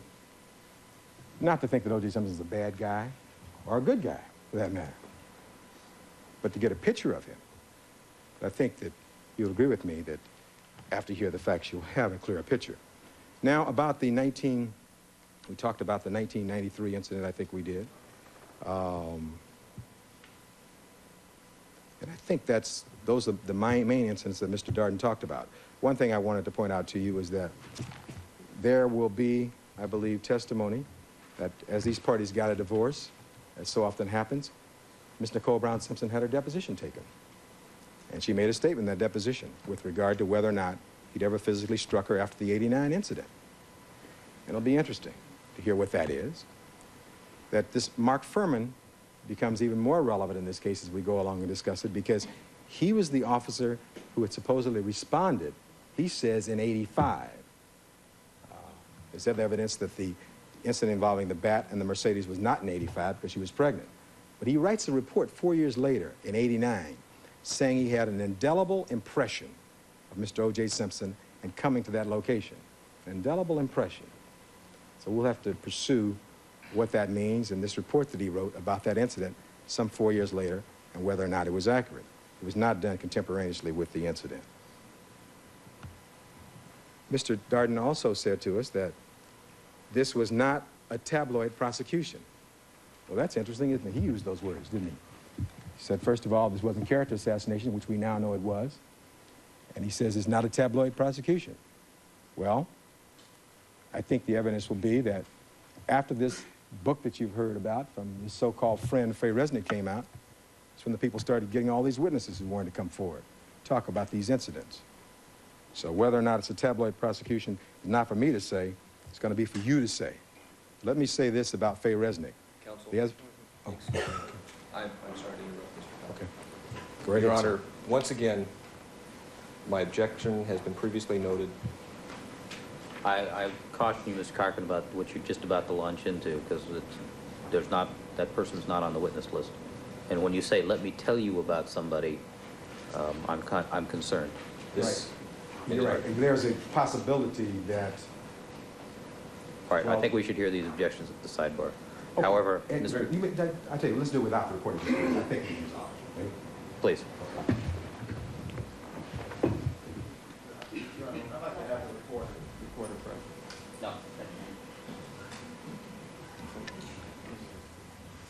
Another objection there from Bill Hodgman. The early take on these objections was, they were all overruled by Judge Ito early on, was that he'd given the prosecution some considerable latitude yesterday, and so... We may call her for a number of reasons, because... Object, Your Honor. There's only a possibility. Counsel, overruled. The reason why I think the evidence will show and will be relevant to you is that on or about June 3rd of 1994, Faye Resnick, who had had a long-time relationship with a Dr. Christian Reichart, whom we will definitely be calling, they'd been living together for a long time. And because of her drug usage, because of the fact she was freebasing cocaine, he put her out literally. They broke up. She was one of these parties who they ran in this circle out there in Brentwood. And when she was put out on June 3rd, which I think was a Friday, she then moved over and lived with Nicole Brown Simpson, because they were friends. They would go out at night. These were all friends. The evidence will be these ladies would go out 2, 3, 4 nights a week and stay out till 5 o'clock in the morning. Nobody was controlling these women. There's a group of them, and you'll hear about it. They go out dancing, they do whatever they would do, and we know Faye Resnick was using drugs in this period of time. It got so bad, the evidence will be that on June 8th, 1994, they had what we call an intervention, that Nicole and Kristen Reichart and her former husband, Paul Resnick, all got together to try and convince her that she had to go into a drug treatment facility called Exodus. And on the 8th of June... Excuse me, counsel. I'm sorry once again. Your Honor, you had asked us or given us leave to address these issues. Overruled. Please be seated. Noon hour. Please be seated. Very well. Thank you. Goes into a drug treatment facility on June 8th, and she remains there, and she's there on June 12th. And I think you hear from the evidence that she is one of the people who calls Miss Nicole Brown Simpson on the night of June 12th, perhaps after 9 o'clock, that particular night, from this drug treatment facility. We'll be talking about that and her role in this whole drama. To conclude, then, what I've tried to do in this opening statement is to lay out for you the fact that in almost everything you hear in this case, there are two sides. That as jurors, I'm sure you're not going to rush to judgment. But this should not be a case about character assassination, and I hope you will keep an open mind until you hear all of the evidence as it relates to who Mr. Simpson is. Now, shifting our attention now to the discussion, the very able discussion of Miss Marcia Clark yesterday. It seemed to me, as you summarized what she had to say to you, that her argument broke down, or, well, it was argument at the end, but her opening statement broke down into a discussion of timeline and so-called evidence trails. Let me first of all talk to you about the concept of the timeline. We've talked a little bit about that. And let me tell you what she didn't tell you about. And some of this we'll cover, so I won't be redundant. But there are witnesses like the lady who lived next door to Mr. Simpson. There's a Mr. Tom Lang that she knows about and didn't tell you about, who on this particular night, June 12th, 1994, was walking his dog on a street called Dorothy Street, right down the way from Mr. Nicole Brown Simpson's condo at 875. That from his vantage point, just a short distance on the corner, he looked up and he saw a lady that he believes was Miss Nicole Brown Simpson, either embracing someone at a vehicle at the curb, and behind Miss Simpson, he saw a man that he described as a Hispanic or Caucasian standing with his hands clenched, standing there looking as though he was angry. And he didn't know why this man was looking like this. And this is about 10 o'clock on June 12th. Whether he was angry because Mr. Lang didn't know whether he was angry because his dog was loose or what.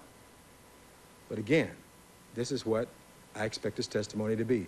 This is at 10 o'clock, and he sees a lady that he believes is Nicole Brown Simpson at that point. I talked to you briefly before about Ellen Aronson and Dan Mandel, who she didn't talk to, but she's talked to them, but she didn't talk about them yesterday, as they walked past this place, right at about 10:25 or thereabouts. Then there's another witness, whose name is Robert Heidstra.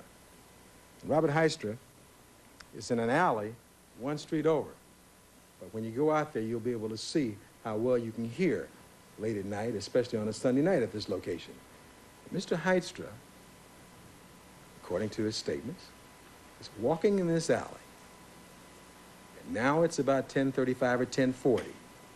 As he walks parallel to where the Bundy residence is, will be then looking west, he hears the sound of like arguing, and he hears someone or a voice say, "Hey, hey, hey," and he hears the sound of a fence closing, and he continues on walking his dog. Now this is at 10:40 or thereabouts, and you know then at 10:45, Mary Ann Gertrude sees these four men running from 875 down toward her direction, and she believes they're coming after her at that point.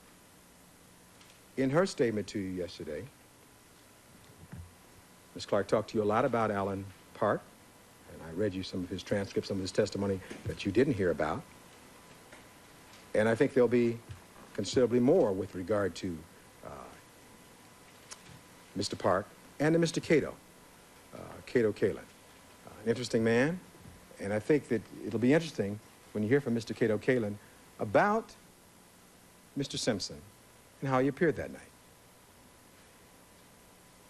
Just before we wrap up for lunch, I think the evidence will show you that in order to believe that O.J. Simpson committed these horrible murders, you'd have to believe that he came back from back east where he'd been working to come to his daughter's recital, attended that recital. You see his picture there. He was home getting ready for a trip to Chicago that had been long pre-planned, that he was hungry. The evidence will be that he didn't have any dollar bills or $20 bills, that he asked to borrow some money from Cato Kalin. Cato Kalin gave him this money. He went and had a Big Mac. You'd have to believe that he was planning to kill his wife either before he got this Big Mac or then went and got the Big Mac, that Cato Kalin will describe. He was dressed in some kind of a sweat clothes and some tennis shoes. If you follow the People's Case, you'd have to believe that he then came home and said, "Gee, I think what I'll do is I'll go over and kill my wife now, and I think I'll take these tennis shoes off and put on some dress shoes, some hard-soled shoes, and change clothes," knowing he's going to be leaving shortly to go to the airport. And then you'd have to believe that, to believe their theory. And then to make their theory work, they spend all this time talking about the plaintive wail of a dog, because they've got to make this as early as possible at 10:15. We know that that's not correct, based upon the facts that you've heard. And to conclude, isn't it interesting that in all of the discussion yesterday by these two very excellent lawyers, they never once mentioned their coroner, Dr. Golden. He's another mysterious mystery witness they don't want to talk about. And when we come back this afternoon, let's talk about why the prosecution doesn't want you to know about Dr. Goldman. Let's talk about when Ms. Clark says, well, you can't really fix the time of death here with any precision. We will have testimony from one of the leading pathologists in the United States, Michael Batten, who's also worked for the LA County District Attorney's Office, who's written a book about the John Belushi death. He was able to pinpoint the time of death to within 1 hour. And yet in this case, because the coroner was not called for 10 hours after these bodies were found, or 8 hours, and they got out there about 10 hours, violating the state law, we are precluded from pinpointing this. And they have to tell you that it's about a dog's whale, when a man's life is at stake. We'll pick up after lunch, Your Honor. Thank you, Mr. Cochran. All right, ladies and gentlemen, we will stand in recess for the... That the coroner's office wrote a letter to Mr. Hodgman with an amendment to the coroner's report they filed. And I'd like at this time to turn our attention to the graphics.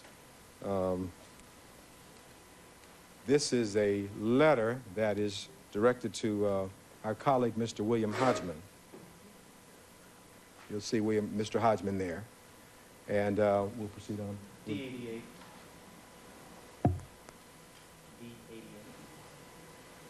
It'll become clearer. Your Honor, excuse me. May we have... I have an objection to interpose. I wish to approach at sidebar, and I would like this image stricken from the screen for a moment.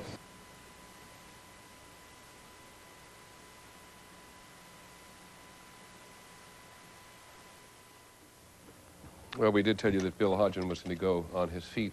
I'm just going to guess at this going on here, and it would only be a guess. Maybe Peter Aranella or Bob can help me, Bob Filibosian.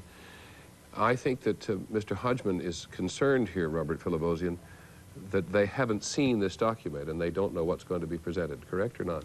Well, that's the way it looks, because if they have such a document and they've shown it to the prosecution, this is the kind of document that certainly may be introduced during the course of the cross-examination of the coroner to impeach his testimony. That is, if he's made some error or has made some retraction of some conclusion that he reached, then a letter from him stating that should be available to the defense. Apparently it was, but it looks like they didn't tell the prosecution that they were going to use it. We'll find out more if we hear an explanation. Are we watching fairly standard tactics here now on both sides? Well, it is not standard to surprise the other side. Normally, in these trials, especially now that we have reciprocal discovery in California, there are no surprises. It used to be, before reciprocal discovery, everything the defense did was a surprise to the prosecution. Prosecution had no idea what the defense was going to be or where the defense was going to go until opening statement was made. That's all changed now so that both sides get a fair trial and crime victims are treated hopefully the same as criminal defendants. But there still are surprises occasionally, and we've certainly seen them in this particular case. One of the reasons Mr. Hodgman objected to the mention of these two new issues to these witnesses, Marianne Gerges and Joe Stellini, is because in their investigation, the defense does not always take notes when they talk to people who might be witnesses or at least constitute evidence in some form. And the reason they do not, I've been told by our legal analyst earlier, so that they do not have to hand over those notes to the prosecution. Is that what Bill Hodgman is objecting to today, Peter Aranella? I don't think so. At least in terms of this particular letter, it was my understanding, unless I didn't hear correctly, that this is a letter from the coroner's office to Bill Hodgman, to the assistant district attorney. So they obviously have notice and are aware of this. What they're surprised by, perhaps, is that this is evidence that the defense intends to admit. Though, again, I'm a little bit surprised that they'd be surprised. Okay, thank you very much. We'll just wait for it. Sometimes we have a tendency to try to provide you the answers even before they can. Conversation and meeting between the LA County coroner who did the autopsy here, Dr. Golden, his boss, Dr. Lakshmanan, and then our experts. Now, we expect that when Dr. Batten is called to testify in this case, he'll make a number of findings because he was there, was able to review all these records, and expect the evidence to show, while we're talking about coroners, that he will testify that the injuries and bruises on Mr. Ronald Goldman's hands indicate that he had struck his assailant, and yet there was a fight, a major fight, prior to his death. That proper forensic procedures would preserve the stomach contents of the deceased, as I've indicated to you. That in this case, there was no rape or semen kit analysis performed, and we would expect that the expert would testify that a semen rape kit analysis is standard procedure for coroner's offices in the United States at this time in June of 1994. He will also testify, I believe, that closer to the time of death, one takes the temperature of a victim, their livor mortis and their rigor mortis, as the likelihood of an accurate result increases, and that's very important. He will say also, I believe, that the killings would have resulted in an enormous amount of loss of blood. And of course, you've seen that evidence of which would be expected to be on the perpetrator. I would have expected the person who committed these horrible crimes would be covered with blood. Dr. Baden, and along his colleague also Dr. Wolf, examined histology samples and pointed out to the coroner's office a bruising of the brain that Dr. Goldman had missed. They pointed out some findings that their coroner's office had actually missed, and they advised them and let them know. There was then a supplemental report filed regarding that also. Dr. Baden, as the expert, will testify that the LA County Coroner's Office violated their own procedures in performing these two autopsies. He will indicate further that the autopsy findings in this case are consistent with the struggle that resulted in hand-to-hand combat. That Mr. Goldman did in fact bleed profusely, and he bled slowly, and that he was standing through most of this. And that in his opinion, the perpetrator would be covered with Mr. Goldman's blood. Also, Dr. Baden will testify that there are blood drops on the back of Miss Nicole Brown Simpson, and there were no swabs taken. In fact, when the body was moved and taken to the lab, those blood drops, which very well may have been of the perpetrator, were wiped off or washed off, never preserved. And so, what I expect the evidence to show through our testimony and through cross-examinations, I've indicated that the coroner's investigators who came to that scene also didn't wear any covering over their shoes. But, we expect you'll be able to see that this scene was tracked through and traipsed through by the coroner's people, just as it had been by the LAPD people. And at some time in this trial, we hope to have some graphic video evidence of that fact to you, so you can see for yourself. In short, what, from our standpoint, from the defense standpoint, in wanting a fair trial, being able to defend our clients, the actions of the coroner's office has obviously made everyone's job, and specifically the defense's job, much more difficult. That when the LAPD failed to notify the coroner's office for 10 hours, violating the state law, it made everybody's job more difficult. If Dr. Goldman, if and when he testifies, as he testified at the preliminary hearing, and asked questions as to whether or not there could have been 2 knives used in these 2 killings, will indicate that some of the wounds on these 2 victims are consistent with a double-edged knife. Some are consistent with a single-edged knife or blade. So that would be consistent that perhaps 2 knives were used. And I think that we can expect that from his testimony either by the people or by us if he is called to so testify. In addition to Dr. Michael Baden, we will have for you to testify Dr. Henry Lee, the foremost forensic crime scene analyst in America. He is head of the state of Connecticut lab. He'll be here to share with you his findings with regard to this crime scene and what took place at that crime scene and the contamination of the evidence thereof. Now, with regard to the opening statement yesterday, as I said, you were told that in this case, the coroner's office couldn't do any better than 3 hours. And I think that with the evidence we've shown you, we're going to show that they could have done an awful lot better. And we'll have other cases to cite for that. I've covered with you this morning the question of the timeline. We'll talk about that at the very end again. Ms. Clark talks about a trail of blood where there is no trail.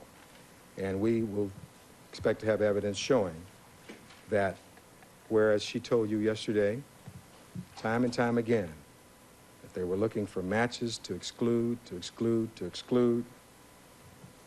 that what she did not tell you was that there are trails that lead toward innocence, and they were not pursued. Let me give you some examples based upon the evidence that I expect to produce in this trial.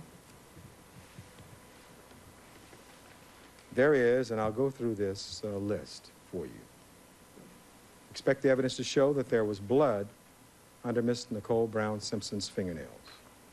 It came back a type B in an EAP genetic marker.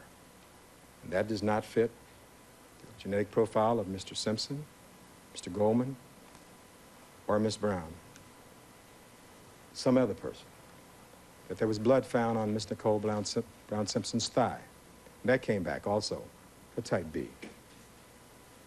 There was, as you might imagine in this case, all kinds of evidence that's come forward, people who want to volunteer things. There was a knife found shortly after these killings. And the blood on one of the knives found also was this type B, similar to the blood that was found under Miss Nicole Brown Simpson's fingernails. You would expect that blood would be of the perpetrator since it's not hers. We will, in a short time, show you a graphic of several things in that connection. There were identifiable fingerprints which not match and don't match Mr. O.J. Simpson or any of the police officers there. And this becomes relevant, we think, because the contention of the prosecution is that one of the gloves was lost in this struggle, supposedly. There are identifiable palm prints. There's no match to Mr. O.J. Simpson. Our experts will testify there are different patterns of shoe imprints at this scene, indicating perhaps more than one person. No mention of that thus far. We expect that to be the testimony. There are no hairs on the Bundy glove that are matched to Mr. O.J. Simpson. There are negroid hairs on the knit cap at Bundy that do not match Mr. O.J. Simpson. But the prosecution has never, to this date, done any DNA tests, as we know, as far as we know, rather, on the Bundy glove. Testing has been slow. That when the investigators arrived at the scene of these double murders, she talked to you about somebody named Detective Risky. Well, Risky may have been the officer who came there, but this case was assigned to Phillips and Furman. This was their case. This is West Los Angeles homicide. Phillips and Furman. That it was transferred from them because of the high-profile nature of the case to robbery homicide thereafter. But Phillips and Furman continue to play an active role in this case. You will hear very, very little about an officer Risky. But one of the interesting things I think you'll find about this crime scene is the dearth or lack of any photographs, examination, or investigation inside that house. I don't think you'll find one photograph from inside that house. There will be some evidence that the officers who arrived at that scene, shortly after finding these bodies, found a partially melting cup of ice cream from Ben & Jerry's. We don't have that. I don't know that there were no pictures taken of it, so we don't have any way of seeing how much it was melted.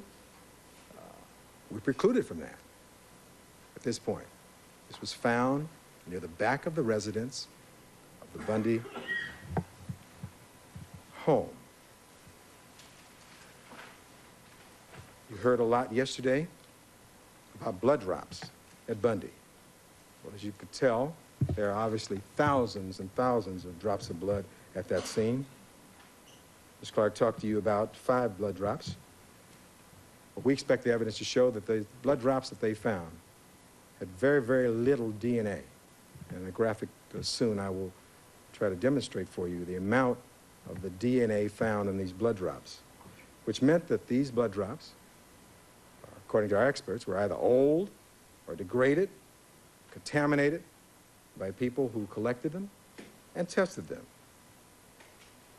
And of course, the blood drops at Bundy are in an area where Mr. Simpson and his children have obviously been on many occasions.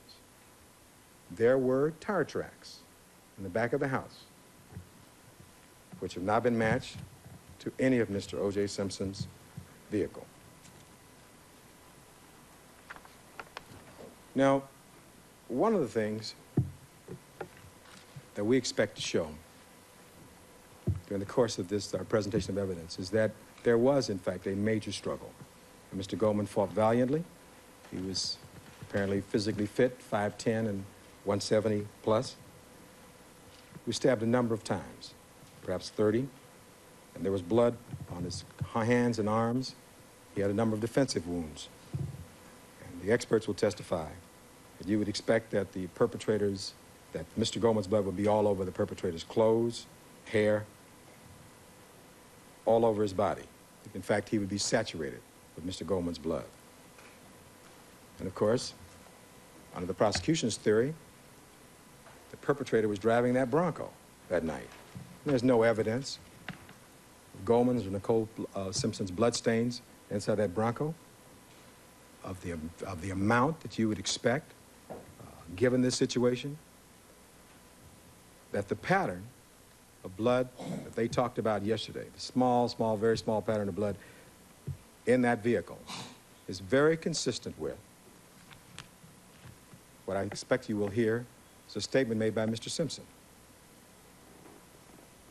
Now, Ms. Clark went on yesterday and said that with regard to the DNA evidence, she talked a little bit about DNA. She didn't talk about or make a distinction for you between the RFLP, the restriction fragment length polymorphism, or the polymerase chain reaction, the PCR, of which our expert basically invented it.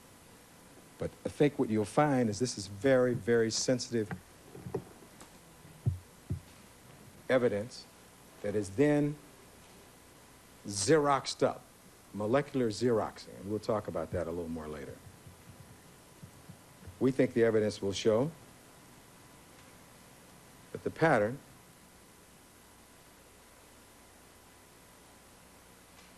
before I tell you that, I think the evidence will also show that on the steering column of the Bronco, item number 29, the people's exhibits, I don't think you were told this yesterday, that they did not talk about a DNA mixture consistent with, not necessarily a match, consistent with Mr. Simpson and someone other than Nicole or Ronald Goldman, some other person.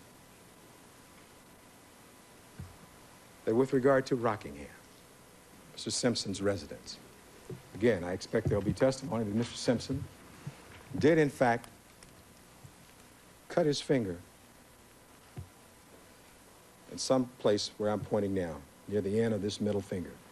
And he so told the police that evening, January 13th, and that he went out, he did it either as he's about to leave or whatever, he went out to the Bronco to get his cellular phone. That what I think you'll find and what I think the evidence will show is that the reason there was no blood coming up the stairs, and this carpet in this house, I think you'll find the evidence will show, is largely white, largely very light. If you have a jury view, you'll be able to see it for yourself. You didn't find any blood other than what you saw outside and just in that entryway. And I think you'll find that leads toward the kitchen. And there'll undoubtedly be testimony with regard to that injury, if any, occurring before he ever left for Chicago. There will be, as I understand the evidence, no trace of blood on the white carpet, upstairs or up on the stairs or upstairs. No trace of blood on the white carpet from any bloody shoes. No trace of blood on the white carpet from any bloody pants or shirts. And no trace of blood on this white carpet from any bloody socks. The evidence will show that in an effort to find any evidence, not to exclude, but to include Mr. Simpson, they searched everywhere in the area in Los Angeles, They searched in Chicago. They searched everywhere they possibly could think. And they did not find any weapon or any clothes, because Mr. Simpson, the evidence will show, did not have one. They took apart traps and pipes from his sink, showers and plumbing, and searched everywhere for these various things. The evidence will also show that with regard to Ms. Nicole Brown Simpson,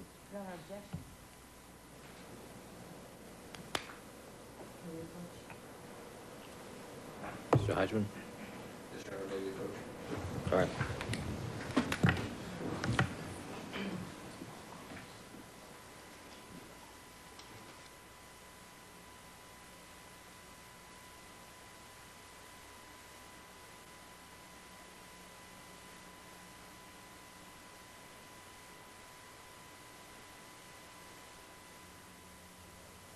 We have another sidebar so far.